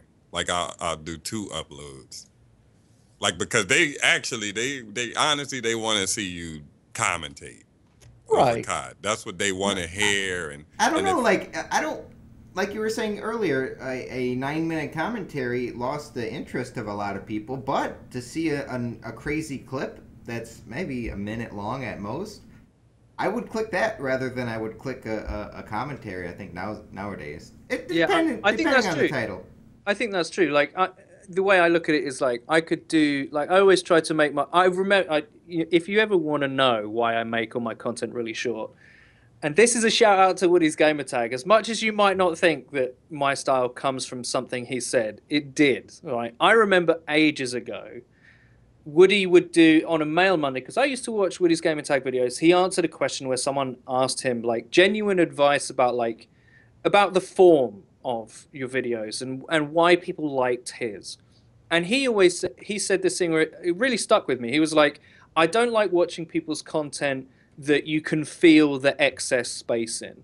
I like watching content where people say something and they don't take too long to say it, right? Which is ironic because in person I talk way too much. But in my videos, that stuck with me. I was like, I'm just going to say what I want to say, purely what I want to say as quickly as possible, and I'm out.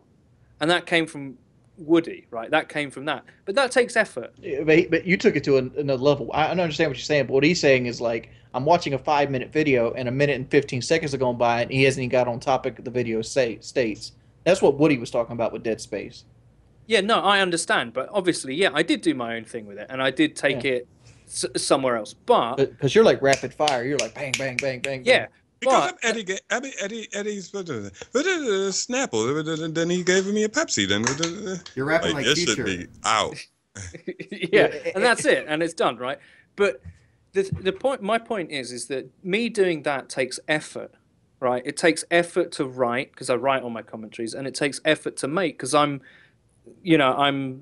verging on fucking autistic and I can't handle the video not looking great and the graphics not being good and all that kind of stuff. That all takes effort.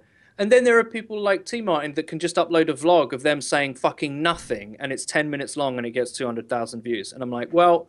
Oh, the worst one was the Syndicate one. I know I'm not even, Syndicate. I remember Syndicate took a motherfucking banana, like a banana, and he had a trash can. Like a trash can, like you'd have next to a toilet, and he threw a banana in the trash can. And that shit got 1.1 million views. And I'm just like, well, when someone's that big, they really don't have to do much. They could literally, someone like that, someone as popular like that, like Jev. Jev actually deserves it. I'll say this. I like Jev's videos. But Jev could upload a video of him, like, farting, and it would get 300,000 views. I don't know. I was looking at a guy today called, his name was So Superior, and he's got a better Call of Duty channel than me right now. And I'm like, I watched his stuff. I'm like, and this is going to sound really fucking biased. I'm like, I'm a better commentator than this guy. Why is this guy doing better than me? He's really big on Twitch. I know he's a beast at the game. I know he gets like... Yeah, but like... He did 1,000 chem strike stream or something ridiculous. But then again, he's playing with the reverse boosted lobbies most of the time. I've seen his stream. He has like the straight bill hat, and he's like in reverse boosted lobbies. He's using Battle Infernos. Like, if I reverse boosted, I could have got Chem Strikes. Yo, those lobbies are they're like bots. Yeah, I have been in one. I have someone of my friends list who has one who got it as like a joke to test. This person is vehemently anti-reverse boosting, but he got one just to see what it was like, and he searched for the lobby, but I was in his party. Yo, it was like bots on Recruit. It was crazy. Like Eddie. They weren't jumping. Like, this is in Advanced Warfare. They weren't jumping ever, right? They were never really looking up in the sky. They were moving really slowly. They were so easy to kill in the context of that game. I was like, holy shit! Like this Eddie, is crazy. I had a gameplay on I hate that game. I can't even think of the name of the map. It's like a basketball court where you spawn in on that side and then you jump on the roof. Whatever. Yeah, but it was a guy, right? He was so bad in the lobby that I was running around him in circles and he was trying to punch me. He was like, woof. And I would run around and he was like, woof, woof. And I'm like, yo, look at these lobbies. And I'm just, it was like a live commentary, like showing how bad and stupid reverse boot, like those guys aren't gonna learn. How is he learning? Like, yeah. And it seems like, I don't know what it is. We won't talk about COD, obviously, but like, I don't know what it is, but like that game seems to be, it's either a reverse boosted account where people are so retarded they can't even shoot back, or it's matched up against Optic. And there's nothing in between. Nothing. There's only shitters and it's like, pro all right, like. Do you know what I mean? I don't know. Like, Advanced Warfare is the only game I know I can take 6 people off my friends list and still not guarantee a win. The win is not guaranteed. We lost some games, didn't we, Eddie? No, we won. We won. There were some tight ones though. No, we lost to TDM by 1 kill, but I don't count TDM as a loss. Come on now. I do. That's even worse. I'm like, how are we losing TDM? Yeah. We're strong fucking play. I'm a 2.5 KD on that game. But I bet when y'all you can't lost, carry everything. I bet when y'all lost, y'all had like that 1 in 19. We had a full party. Yeah, but one of our full party is getting dicked on. Yeah, we had a full fucking party on stream and lost at TDM. Yeah, losing unless y'all doing a crazy laughing and stuff, but losing. No, Eddie don't do that way. Eddie's balls to the wall. Yeah, that's why I never when I like live stream Black Ops 2, I never have like a full party because oh my god, it's like rinse and repeat, like with the VSATs and the swarms. Like it's my turn to call my swarm in. Like you're literally fighting to call swarms in. Like when you're a full party. I know. What I do is I have a rule: no 4th tier kill streaks because they make people leave. Yeah. And like anything past the VSAT you can't use. And honestly, it seems like a fucking dick move.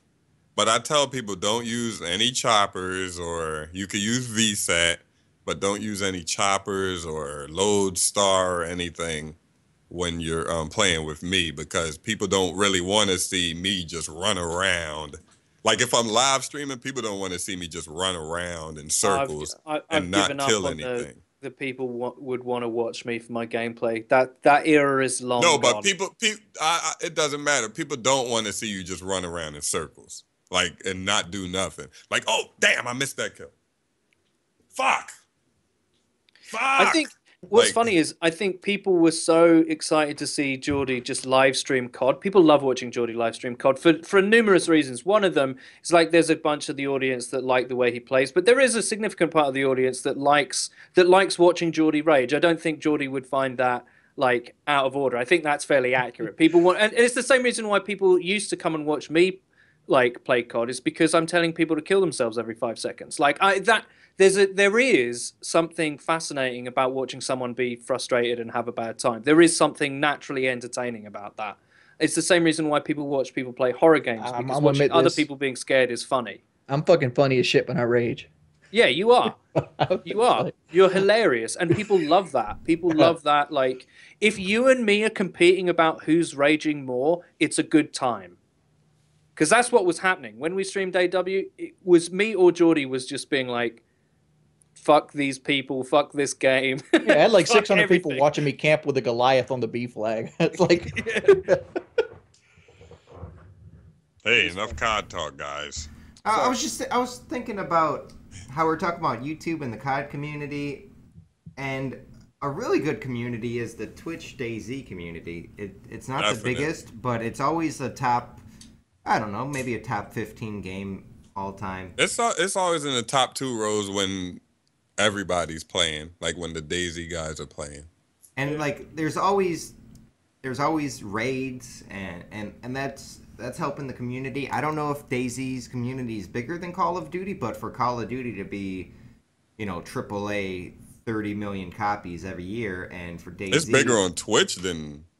And yeah, for DayZ to only have, I don't know, 3 million, 4 million copies sold at this point, it's doing a lot better, and it's a community thing. It's like people play with each other all the time, and DayZ's a game where you can run into other streamers.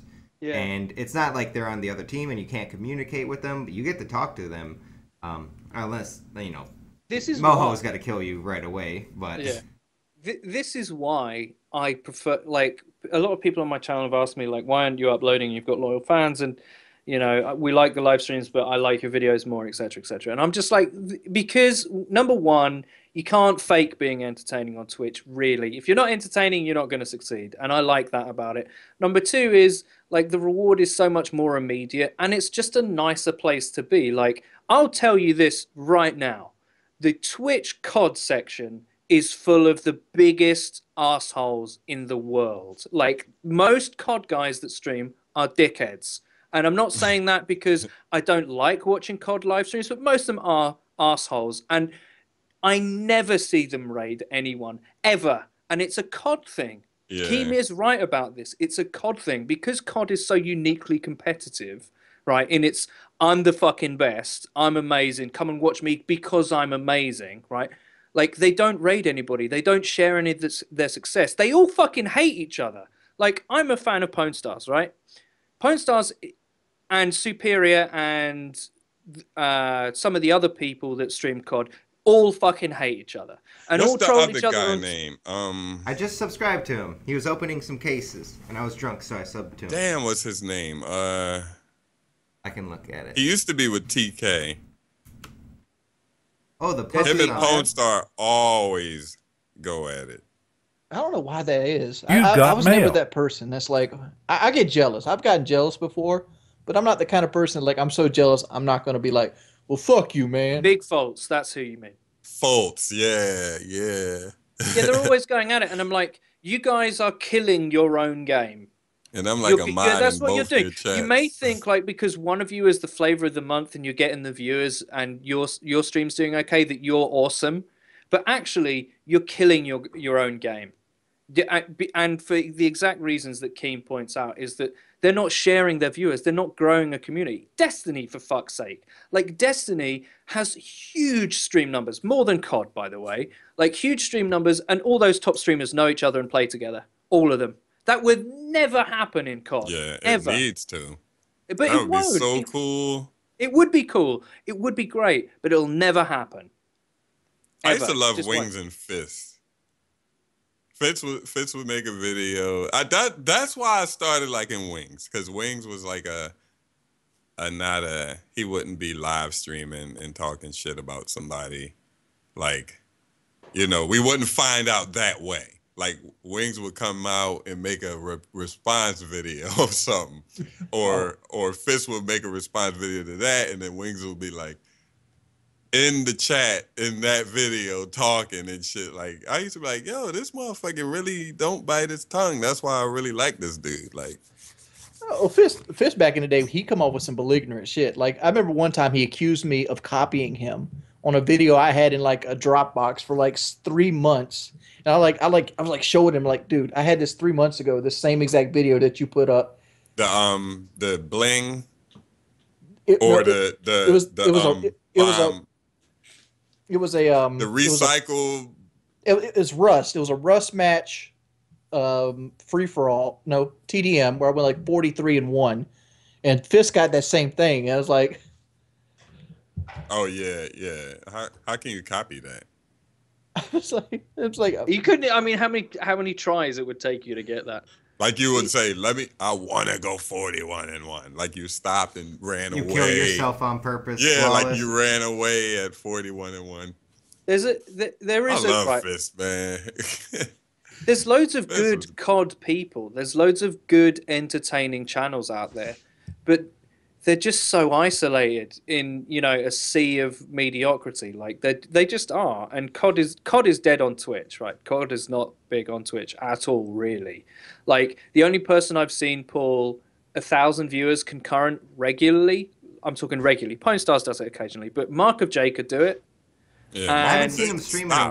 He hasn't streamed in ages, but he could during Ghost he could do it. And there was another guy called I Am Marksman who was a Search and Destroy player. He could regularly pull 1,000 viewers.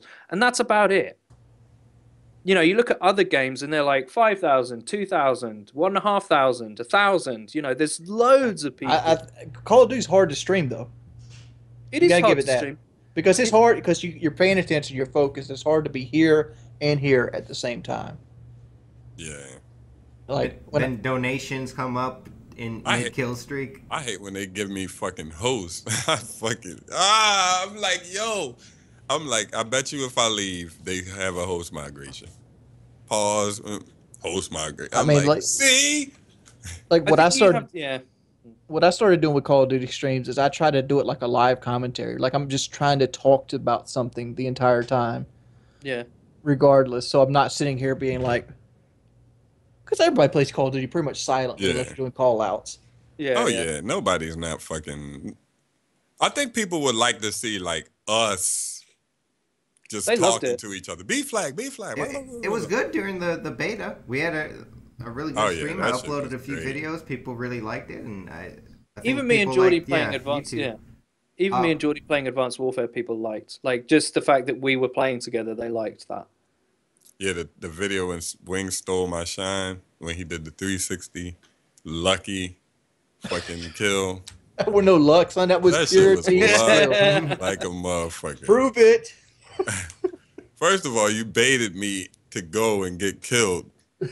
You're like, John, he's right over there. I ran over there and got fucked up. That's called tactical play.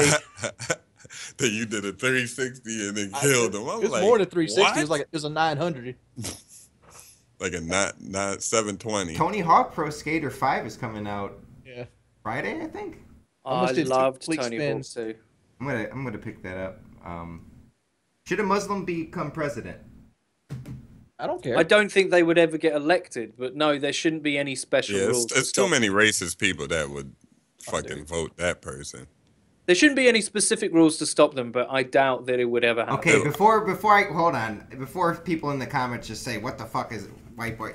Ben Carson, he's number 3 in the polls for the Republicans, right? Does that mean anything? It means something. He's not number 4. I mean, like Donald Trump's got like 40%, and the next guy had like what 18, and then it was Ben Carson sitting there at 10.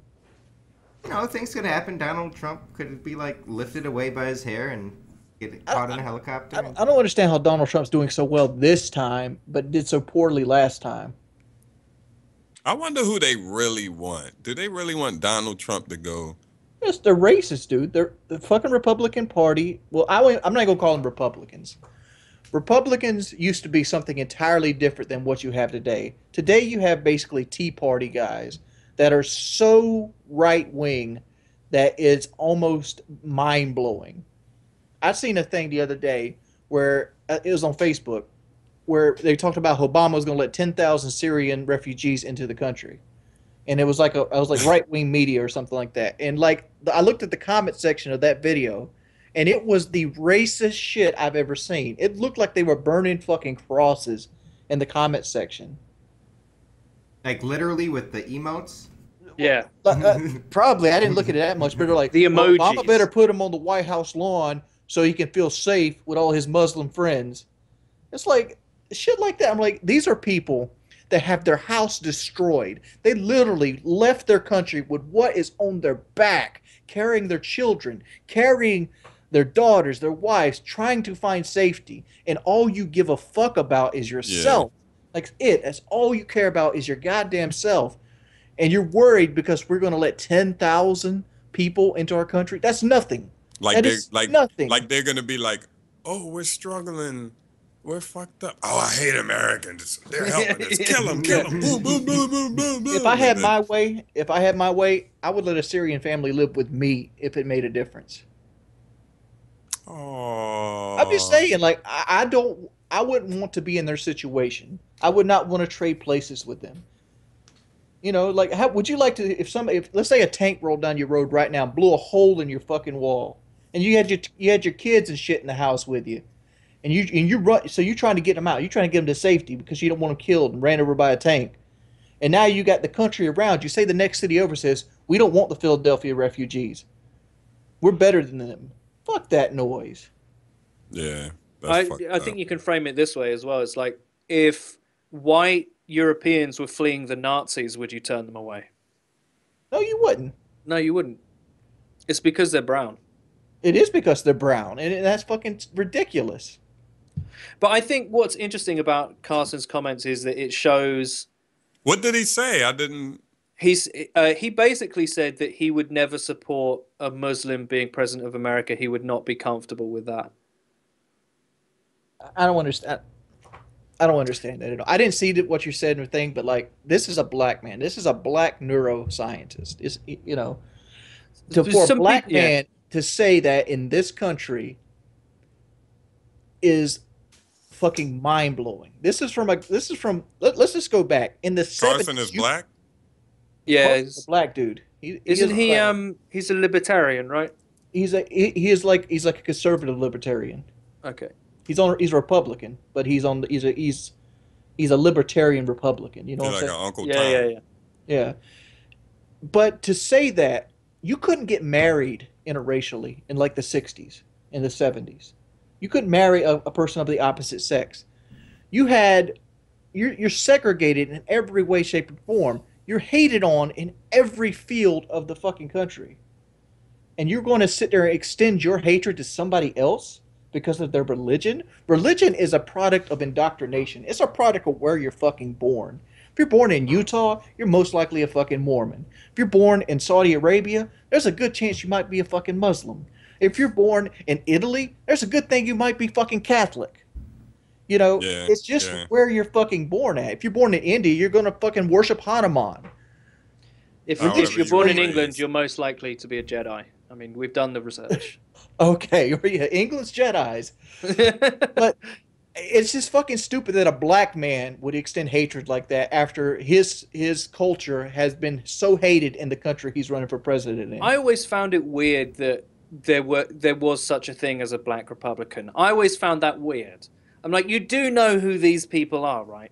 Like, Right. it's fair enough. You share their values. You're a social or economic conservative. Okay, I understand that. That happens through education and your life experience. Okay, I get it.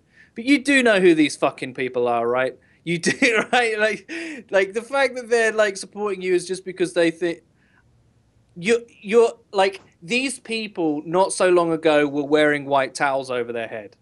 Like that's I hate to say that and to generalize, and all Republicans are like that, but come on now. Like it's the right wing of America. It's the home of not only just the rational conservative, but also the fringe conservative. And it is. Like that's who those people come from. It's the Tea Party movement, dude. The Tea Party movement's created this fucking band of people that are borderline idiots. Well, I don't think they're borderline idiots. I think they're idiots. They're borderline openly racist. It's very borderline. And I don't know if you guys remember. I know, Eddie, you probably don't remember because you're from England, but like there's a guy named Tom Cotton here. He's a senator. And when the Iran deal went through, when Obama negotiated the deal with Iran, he got all the other Republican senators together to make a letter telling the president, Netanyahu. No, that's not Netanyahu. It's Ahmadinejad. I can't say his name right. Ahmadinejad, whatever his name is, the president of Iran, stating that when Obama leaves office, that Republican Party is going to overturn their deal. And I'm looking at this, and I'm like, how is this not treason? How is this not treason? It's like bad. Isn't it? Yeah, Like definitely. you're telling that your country is not going to, go along with the deal that Obama's giving you, stating that America will. Right. And it's like, you should be hanged for stuff like that. Yeah, you're lucky this wasn't Game of Thrones. Yeah. Treason. You'd end up in a box with Varys somewhere. And like right now, they're trying to shut down the government again because of Planned Parenthood. And the only reason it didn't happen is because the Democrats gave in and defunded an organization designed to help women. This is the second time they tried to shut the government down just because the Republicans hold power in Congress. Is that their like trump card where they just say fuck it? Yeah, like Obamacare tried to get passed. We're shutting the shit down. You don't want to defund Planned Parenthood. We're shutting the shit down. I heard the debate and Hillary Clinton was talking about it. People think of Planned Parenthood as like abortion, Yeah, but they do a lot more things than that provide Not cancer screening. Yeah, not all of them. But these are the kind of people who you say, right, so there's studies done on this, and what a lot of the findings say is that when women are more responsible for their own sexual health and reproductive faculty, the level of poverty in that state goes down. So less people are poor because they're not having kids they can't afford. And in countries that are very socially conservative, either for political or religious reasons, the level of child poverty is much higher because women can't enter the workplace, they can't generate earning power, they can't do all this kind of stuff. It's very worrying to me that a country like America is saying, for whatever reason, we're going to limit the rights of its citizens to manage their own bodies how they want. Like, that is odd. Like, that is strange to me. I don't think it's good for democracy. I don't think it's good for equality, and I don't think it's good for a country. Actually, in the long term, I don't. I think it's good. Like you might have your own personal opinions about abortion, whether you think it's wrong or not. All right, fine, don't have abortions. But if you think it's wrong, don't have abortions. Don't spend your time telling other people they can't have them. It's a waste of time. That's what it is. It's not like I'm pro-abortion. I'm pro-choice. But I'm looking at it like this way: a person having abortion allows me to have 2 kids. If every kid that ever got produced, because sex, believe it or not, sex is a activity that people do without without the reason to make babies. People have sex without wanting to make a baby, and it happens often. You might not want to believe that, but it does happen. And if every baby that popped into an oven actually came out, there would have population issues. We would have food issues. And and the fact is, the more mouths you have in a house, the more money you need to feed them. That's why child poverty goes up. That's what Eddie was talking about. And somebody choosing not to have a child, be it for whatever reason, allows me to have as many children as I want.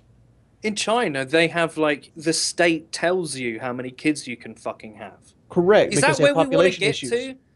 These people, they talk about small government. Sorry, we're going on a total anti-right-wing rant here, but these people are the same people that are like, we want small government. We want, people to be responsible and run their own lives, and less government, less state involvement in the running of an individual's life.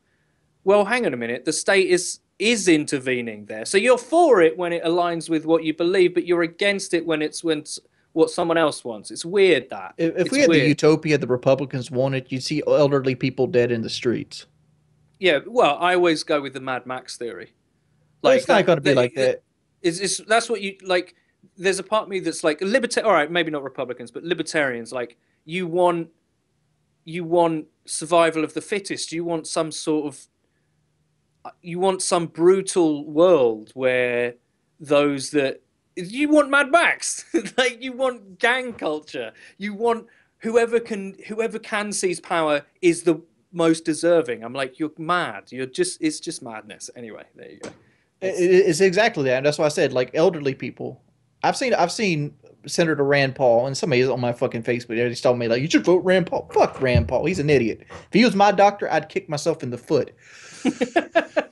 Paul. Rand, not Ron. His name Rand?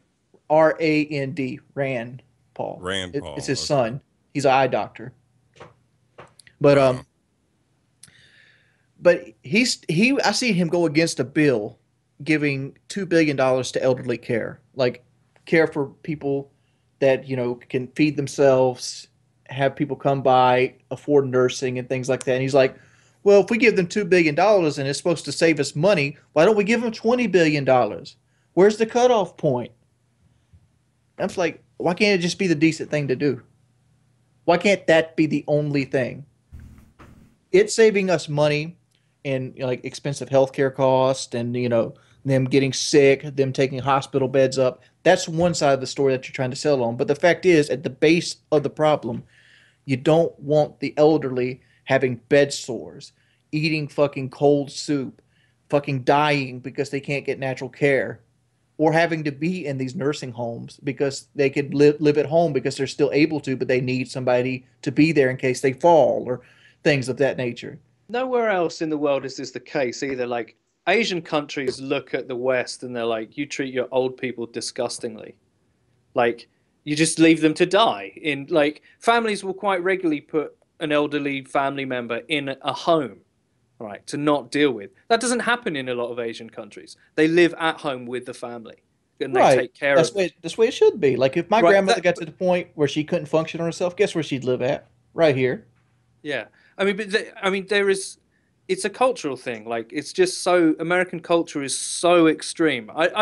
It's very difficult, I think, if you're in it to appreciate it. But compared to other cultures around the world, it's so extreme on both sides. You've got the people who, Black Lives Matter on one point, interrupting Bernie Sanders and saying, we're going to hold this silent vigil for Michael Brown, da-da-da-da-da. All these kind of acts where they're just taking over shit and screaming at people and all this kind of stuff. You've got gun violence. Too. Yeah, you got that stupid shit. And on the other hand, you've got people who are like, do poor people really deserve good doctors?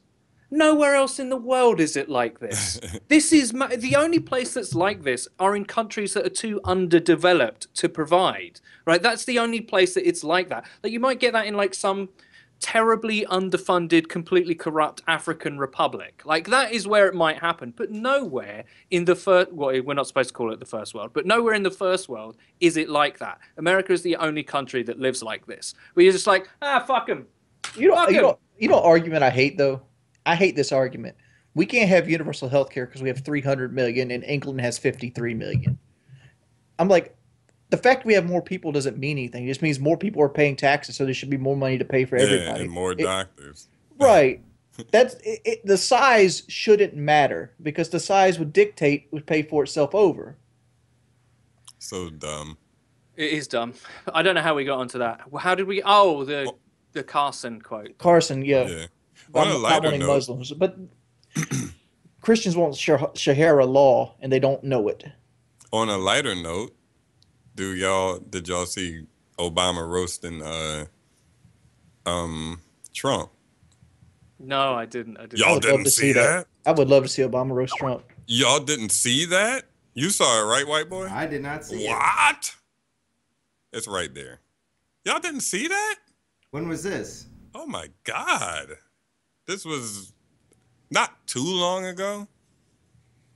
He roasted him like in his face, like, and you could read the racist comments in the All right, do you guys want to play it at the same time? I'm showing the viewers at home. Okay, yeah. I'm at 0. Me too. Okay, 3, 2, 1, play. Go. Welcome to the White House Correspondents' Dinner, the night when Washington celebrates itself. Somebody's got to do it.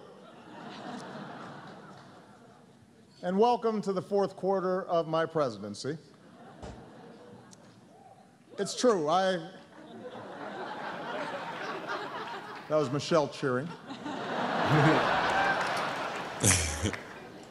Fact is, I feel Michelle looked good right there. Than ever. Yeah, I was gonna say she got better looking. Like she was ugly as shit when she first got in. Joe Biden's shoulder massages, they're like magic. You should try one.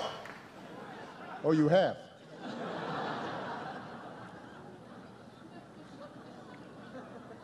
I am determined to make the most of every moment I have left. After the midterm elections, my advisors asked me, Mr. President, do you have a bucket list? And I said, well, I have something that rhymes with bucket list.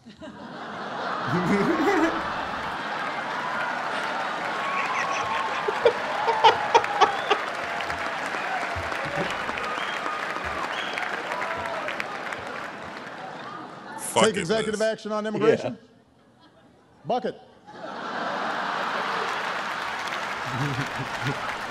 New climate regulations? Bucket. It's the right thing to do. And my new attitude is paying off. Look at my Cuba policy. The Castro brothers are here tonight. Welcome to America, amigos. ¿Qué pasa? What? It's the Castros from Texas? Oh. Hi, Joaquin. Hi, Julian. Anyway, being president is never easy. I still have to fix a broken immigration system, issue veto threats, negotiate with Iran, all while finding time to pray 5 times a day.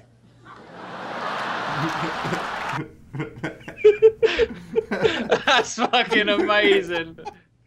I didn't hear the Donald Trump roast. No. That clearly wasn't it. But I will tell you. It is wonderful to be here. Wait, I thought it was kind of at the end because Donald Trump was there. Hold up. All right, there's some guy that was asking questions to Donald Trump, and this guy was totally fucking bonkers. It's clear that Obama's a Muslim. What do you think about something about killing them all, or like just a question that was just insane? And Donald Trump was like, oh yeah, and he just like kind of skipped over it, but he didn't address the fact that this guy just went at the president. No, it seems to think about it. You ever see that thing on Facebook where they go, they show the other presidents, they have like, the American flag behind them, and they show Obama with like a prayer rug. Hold on. Here you go. My bad, y'all. Here you go. Go to. That was still pretty funny. I like when. No, this one is fucking hilarious. Go to 8 minutes in the video. This is hilarious. Honor. I'm at 8:02.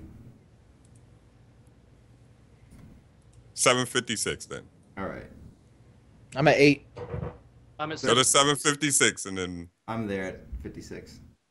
All right. 3, 2, 1, bam. Was a lack of leadership, and so ultimately you didn't blame Little John or Meatloaf. You fired Gary Busey. And these are the kind of decisions that would keep me up at night.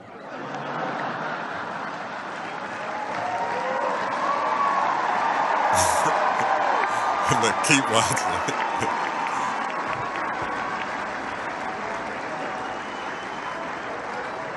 Well handled, sir. Well handled. Say what you will about Mr. Trump. He certainly would bring some change to the White House. Let's see what we've got up there.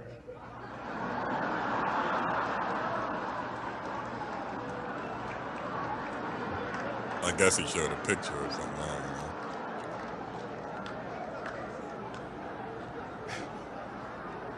So, yes, this has been quite a year in politics, but also in the movies. Many people, for instance, were inspired by The King's Speech. Wonderful film. Well, some of you may not know this, but there's now a sequel in the works that touches close to home. And because this is a Hollywood crowd, tonight I can offer a sneak peek. So can we show the trailer, please? The following preview was begrudgingly approved for all audiences by the President of the United States. The film advertised has been rated U, unwatchable. Unwatchable. Coming to a theater near you. What? They cut it out. Yeah, they cut it out. Let me close on a serious note. I think the roast of Donald Trump we always missed. This definitely ain't it. Oh my God, Jive. Incredible young man. What else did are we you see that made you convince you that this was it? He's the title? Because that's where he started. The Celebrity Apprentice, John. He talks about it here, like 7:26. Yeah, I think we went too far. Hold up. I'm ready.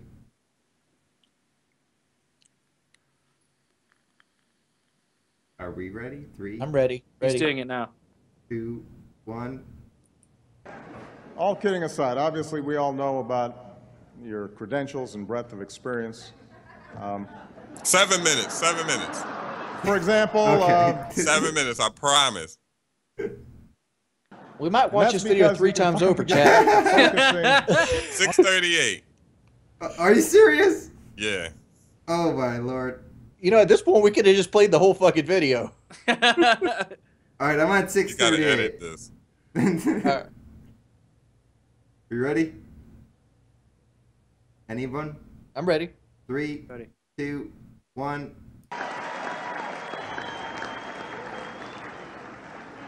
Now I know that he's taken some flack lately, but no one is happier, no one is prouder to put this birth certificate matter to rest than the Donald. And that's because he can finally get back to focusing on the issues that matter. Oh my God, Like, he roasted. Listen. Did we fake the moon landing? What really happened in Roswell? And where are Biggie and Tupac?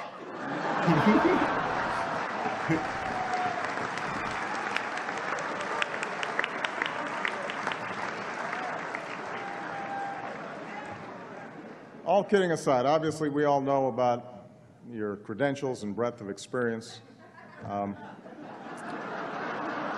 For example, no, seriously, just recently in an episode of Celebrity Apprentice at the steakhouse, the men's cooking team did not impress the judges from Omaha Steaks.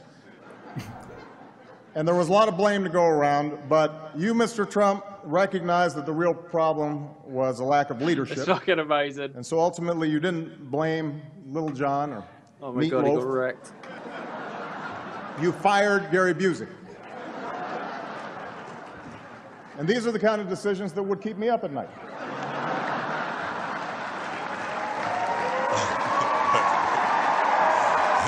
Yeah, it's not that big of a roast.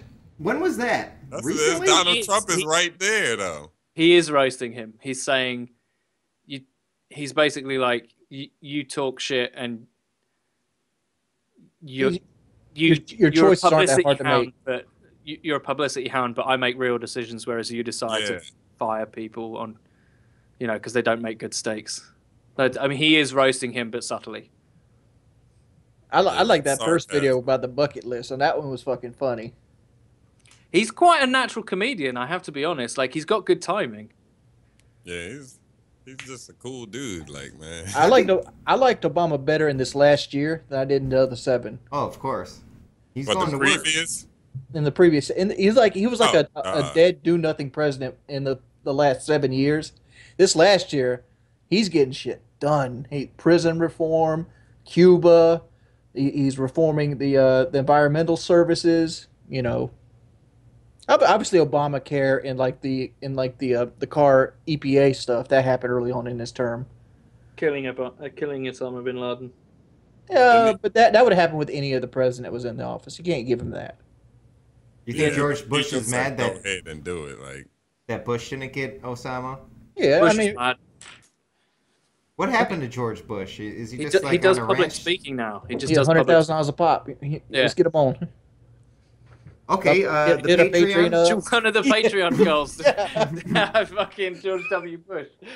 If you give him $100,000, he'd come on. Shit, when we get that money, I'll be like, man, fuck that. Let's split this up.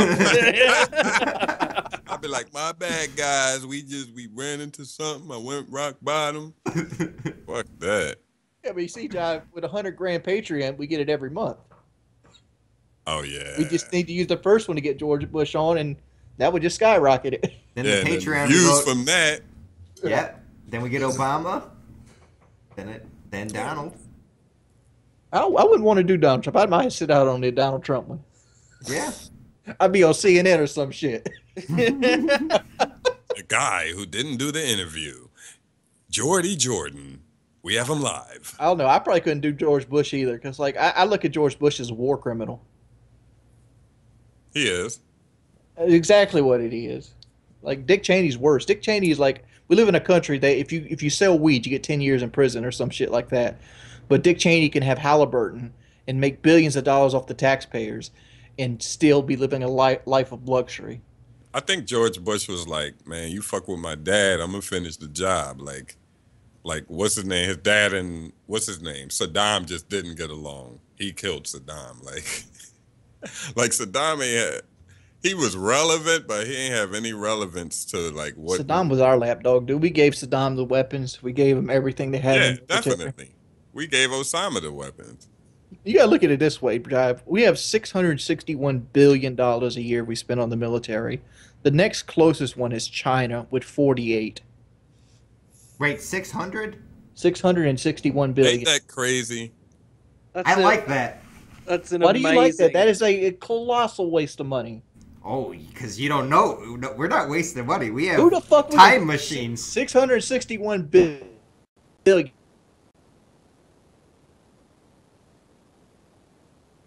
In the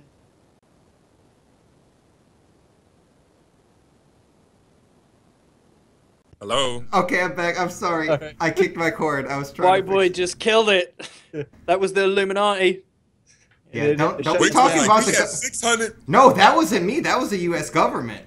Yeah, that was the NSA. Yeah, that's what we're spending the money on. Don't be talking shit. Yeah, it's like I did a video today. I'm like, we have 5,100 nuclear warheads in America. 5,100. That's no longer a deterrent. North Korea has between 4 and 8 nuclear warheads, and we consider them a real threat to the world. We have 5,100. At what point do you need 5,100 nuclear warheads? If you're ever in an engagement that would require that many warheads, you've destroyed whatever you're trying to protect. Yeah, nothing surviving that. Yeah, yourself. Like Every warhead there is a sunk cost. That costs millions and millions of dollars. That could have fed a person that was homeless. That could have built houses for people that were less fortunate. That could have made the infrastructure better. Every bridge that collapsed should have somebody's blood on their hands because that money could have went to fixing that bridge so it wouldn't collapse. Every time a building fell on each other, every balcony that collapses, it's just like the stupid motherfucker with the pills. And the guy who bought a pill called diaphragm. It's an infection pill for HIV/AIDS. It was $13.50. He knocked it at $750 a pill. A pill. A pill for what? It's for infections and AIDS. Yeah, it's like for AIDS victims. It's a really cheap alternative to help to combat AIDS. I thought you was talking about the fat loss pill. I forgot what that's called. Lipoderm or something. And I'm looking at this shit. I'm like, how could you sleep with yourself at night? You know, if I was a judge, and you told me to sentence this guy, I would sentence this guy to go to every funeral for an AIDS victim for the next 10 years. So he could look and see what his choice brought, where his money's coming from. I kind of like that. I kind of wish we had more inventive sentencing. That would be, I would get behind that. Governor Jordan's relevant punishment scheme. I would totally get behind that. Because I want you to see where that money you're making goes from. I want you to see the backs of the people that you're stepping on, and not even giving a fuck. Fuck your League of Legends team. Fuck your flat screen TV. Dude, I don't know. I just wish this country would realize that the biggest asset that your country has is the people in it. Not your fucking stadium, not your fucking street lamps. The people are your asset. Right. Now, okay, I think we do spend a way too much, so I just want to make that clear. And we can use that money to a lot of other things, but I want to know in like 50 years we're going to see this technology, and what if they are benefiting us? But we're not creating technology like that. NASA going to the moon created more technology we used at a small, like 1 or 2% of the military budget. They invented like microwave. They invented like, I can't name everything. They invented like that memory foam crap. Yep. They invented so many things because they needed to invent them to get to the moon. Yeah, but and then all the U.S. military is doing is creating a more efficient killing machine.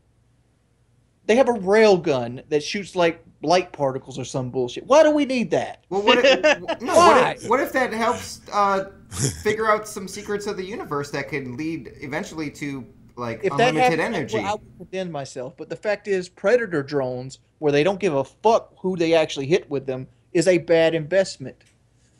I don't know if you ever seen this. For a 5 kill streak, it's not that much. You're not talking about that, man. We are talking about predator drones. The predator missiles are predator drones. He said 5 kill streak. He's trying to make a joke. Yeah, that was terrible. We're talking about some serious stuff here. Yeah, you've got to take it serious. I've seen a video of a man. It was not a man. It was an old woman. This old woman that was terrified of the sky. Literally, the sky could be blue, and she would be terrified of it because she's seen her grandson killed by a predator drone on a clear day because they fly so high you can't see them. Damn. And I'm like, you don't have to live in fear of the blue sky in the United States of America. These other people do in these countries. I think the secret use for that railgun is when the aliens invade, they're not going to expect us to have that technology, right? And what's going to happen is Bill Pullman is going to pilot the machine that fires this straight into the enemy mothership, and we're going to be fine. And we're all going to eat our words and be like, thank you, America, for spending $661 billion on military spending. Isn't there like a part of the budget where they're not allowed, they don't disclose what it was spent on? I don't know. I know it's fucking ridiculous. I think they gotta disclose what stuff is spent No, on I think because it's we called the pay black budget. taxes. I think that there is a section where they, for security reasons, they don't tell you Yeah, what's for spent like on. black helicopters and things like that, for like secret Yeah, missions and stuff. yeah, there's like Okay. covert parts of the budget, but they could just be like, yeah, it's for our spy network. Deal with it. That would be easier. Yes, for James Bond, or Bourne, or whatever. That guy. That guy. Turns out that guy's rather expensive. Yeah, James James Bond Bond. is shit. Yeah, he always got some new like weapons, right? Yeah, he's got like the nicest cars, the nicest watches that are like some I secret. always saw that. I'm like, damn, the UK health system can't be that expensive. It's pretty fucking expensive. Well, I'm but- just making a joke because Bond's Yeah. got all this latest technology and like Mercedes right? Benz with machine guns. That's I mean, being English, I hear this all the time, right? From Americans, from conservative Americans. They're like, yeah, well, I want my doctors to be able to prosper and have a BMW. I'm like, you do know who you're fucking talking to, right? It's not like we're all living in caves, you peasant. You come from us, remember? Like, your civilization is only around I because hate of when they act like ours. doctors aren't making money. Doctors are making good money in England, right? Yeah, of course they are. Like they're living good lives. It's not Yeah, like they picked no, a profession sorry. where they're eating rice every night. Yeah, they're not on the ramen diet. We're not like, if they talk back to us, we're not sending them out to the fucking wheat fields to do fucking serf labor. Like, that's not what happens. Oh man, I seen a comment where a guy was talking about, you know, he would be doctors would be slaves. I'm like, no, doctors wouldn't be slaves because they can quit. Slaves don't get the choice to quit. They wouldn't be slaves anyway. It's a complete Right, bullshit. but they're just saying the simple fact. We should do Patreon. We should do Yeah, Patreon. yeah. We missed last week, didn't we? Oh no, I went off. Did I we? went. No, oh yeah, you disappeared. Somebody might have to do it because, like, I don't have the link anymore. Because I wiped my hard drive last week after my hard drive died that night. Oh yeah, I saw you saying something about that. Wait, it died again? No. After the podcast show last week, I went right to bed and I rendered Eddie's video, and Eddie's video killed my shit. I'm sorry. It was too dank. It was too dank. Yeah. It was way too dank. The last Resident Evil episode was too dank. Can I tell you about? While you're finding the link, White Boy, like I'll tell you something quickly about what happened this week. So I got to Supreme Master Guardian rank in Supreme Master First Class, sorry, in CS:GO, which is the second highest one. It's a huge thing for me. That's awesome. And they also brought out a new case with a new AK, which I have to be honest might be the dankest weapon skin in any game of all time, because it's basically leopard print with neon turquoise, and I love mincing around the map with that gun being completely fabulous. I don't know what it is. Is anyone else like this? I love outrageous camos on weapon skins. Like, I don't like conservative ones. Oh, this one's spray painted so you fit in the desert. Boring. I want a giant pink gun. Actually, the closer that my gun can resemble a cock, the better. I really like the Neon Rider. It's a skin with the Chroma 2 Jive's case. not happy. Yeah, Like, no, it's really, yeah. It's pink really and yeah, I like the new knives. Now, Eddie, I got a question for you. So if you guys don't know, CS:GO, new knives. Knives are really expensive. I did win a bunch of knives, and I'm selling them right now. Anyways, so you get 2 of them instead of 1, which is a whole new thing.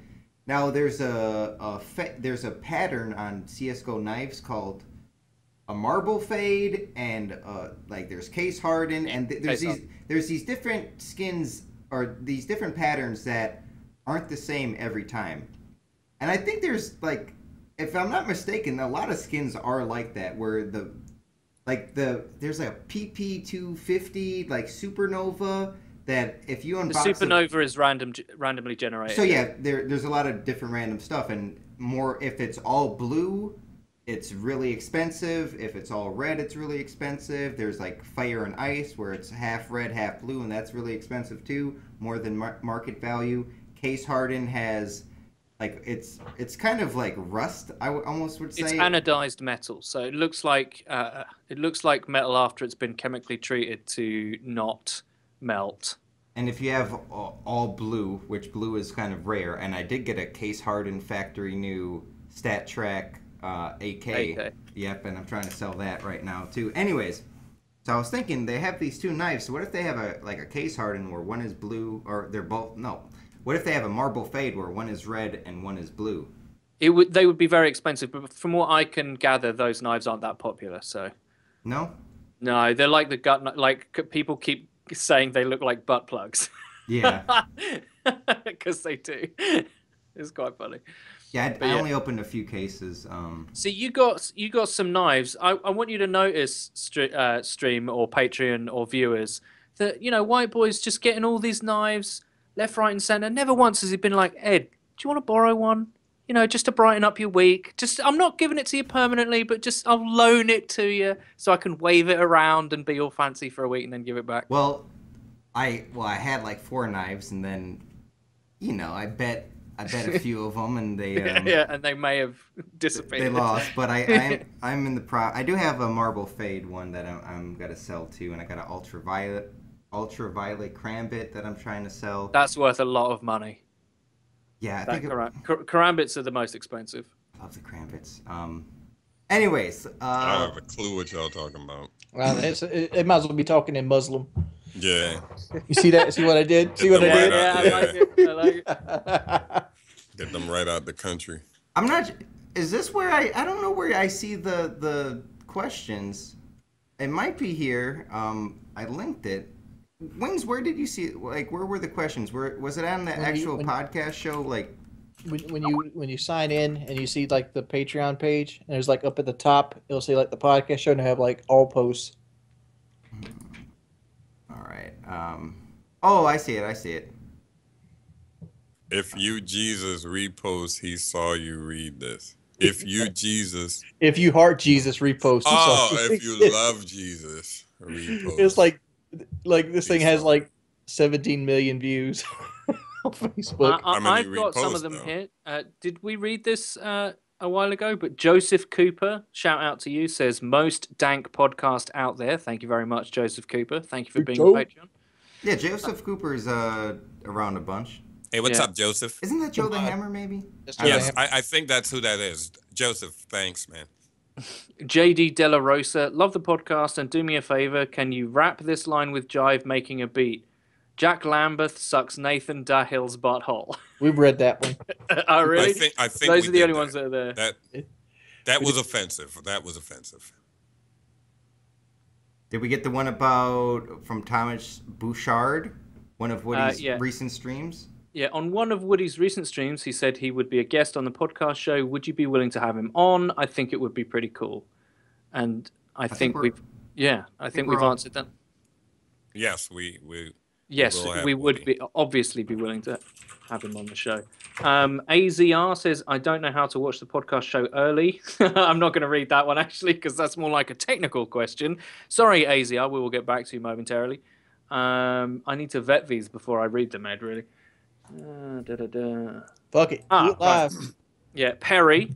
Hello, Perry. Thank you very much for being a Patreon. Hey, Has Perry. there ever been a COD that brings out so much anger and disdain in our hosts? Yes, Advanced Warfare.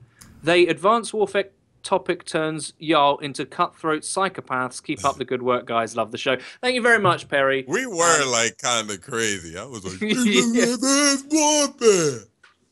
Yeah. That's true. So those are the Patreons that I can see. There we go. Thank you very much. If we didn't mention you, tweet at one of us and we'll correct that, I'm sure. So are we doing iTunes reviews or are we... I was not prepared at all. When I was looking at the Patreon. When I look back at it, Eddie wasn't really defending Advanced Warfare. He just was saying. So, yeah. Yeah, I wasn't... Yeah. Like I'm a fanboy or anything. I'm like, oh, it wasn't that bad when I rewatched it. All right. Get out of here, doggy. We have one from BHHHHDDHJBCDX. I love the podcast. Been a huge fan of White Boy since Black Ops 1. Podcast has introduced me to Wings, Drive, and Eddie. I support all your guys' channels and streams. Keep up the good work. There's a lot of people like you. Hey, thanks. BHHHHRRDX. Ginger loves you. We got Ginger as a guest. Ginger's a little shaggy dog. All right, Blue Dino. Love the podcast. Been a long time fan of Wings, Jive, and White Boy. Individually discovered Eddie from the podcast. You have a new fancer. bringing these four together is like audio pizza. All my favorite toppings. What I need to know is, as a fan of rap music, have you heard the new Scarface album? If yes, thoughts. If no, you're slipping. I haven't heard it, but Scarface is a good rapper. He greets his father with his hand style. He rehabilitates his life. Glad to be the man's child. The world is different since he's seen it last. 5 years, been 7 years. I forgot. No, I have not. I'm off the loop. You never heard that song, White Boy? I have no idea who Scarface is besides besides the movie. I know you heard this. My mind's playing tricks on me. What? Never heard that shit. Y'all never heard Mind Playing Tricks on Me by Ghetto Boys with Bushwick Bill and Scarface? The only Ghetto Boys song I know came from Office Space. I obviously don't know it because I'm Damn, it feels good to be a gangster. All right, so guys, we do read Patreon comments on our Patreon. It's in the description, and a few iTunes reviews every week. So if you want to get your question answered, interact with the show, or a little shout out, please leave a message on there. If you are a Patreon, I'm still looking for some replies. There's a few people who gave $50 for a shout out that I didn't get. We did 3 last week, but I still am missing some replies.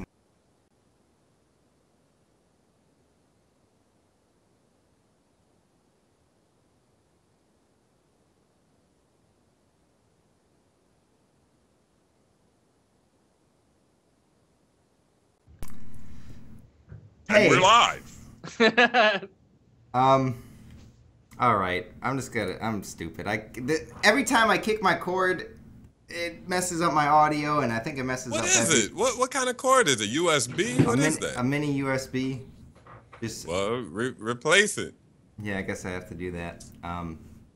Thank you guys. If you are a Patreon, where did I stop? What great advice was that? Where did I stop? Did I cut off? You were just saying thanks, guys, and we were going to wrap up the show. Oh yeah, I was just gonna say, if you're a Patreon, I'm gonna send you another message on that. I sent email messages, but I haven't got any replies, so I'm gonna send you messages on. What about the guy who sent the video? Look at Wayne's twerking them titties. Look.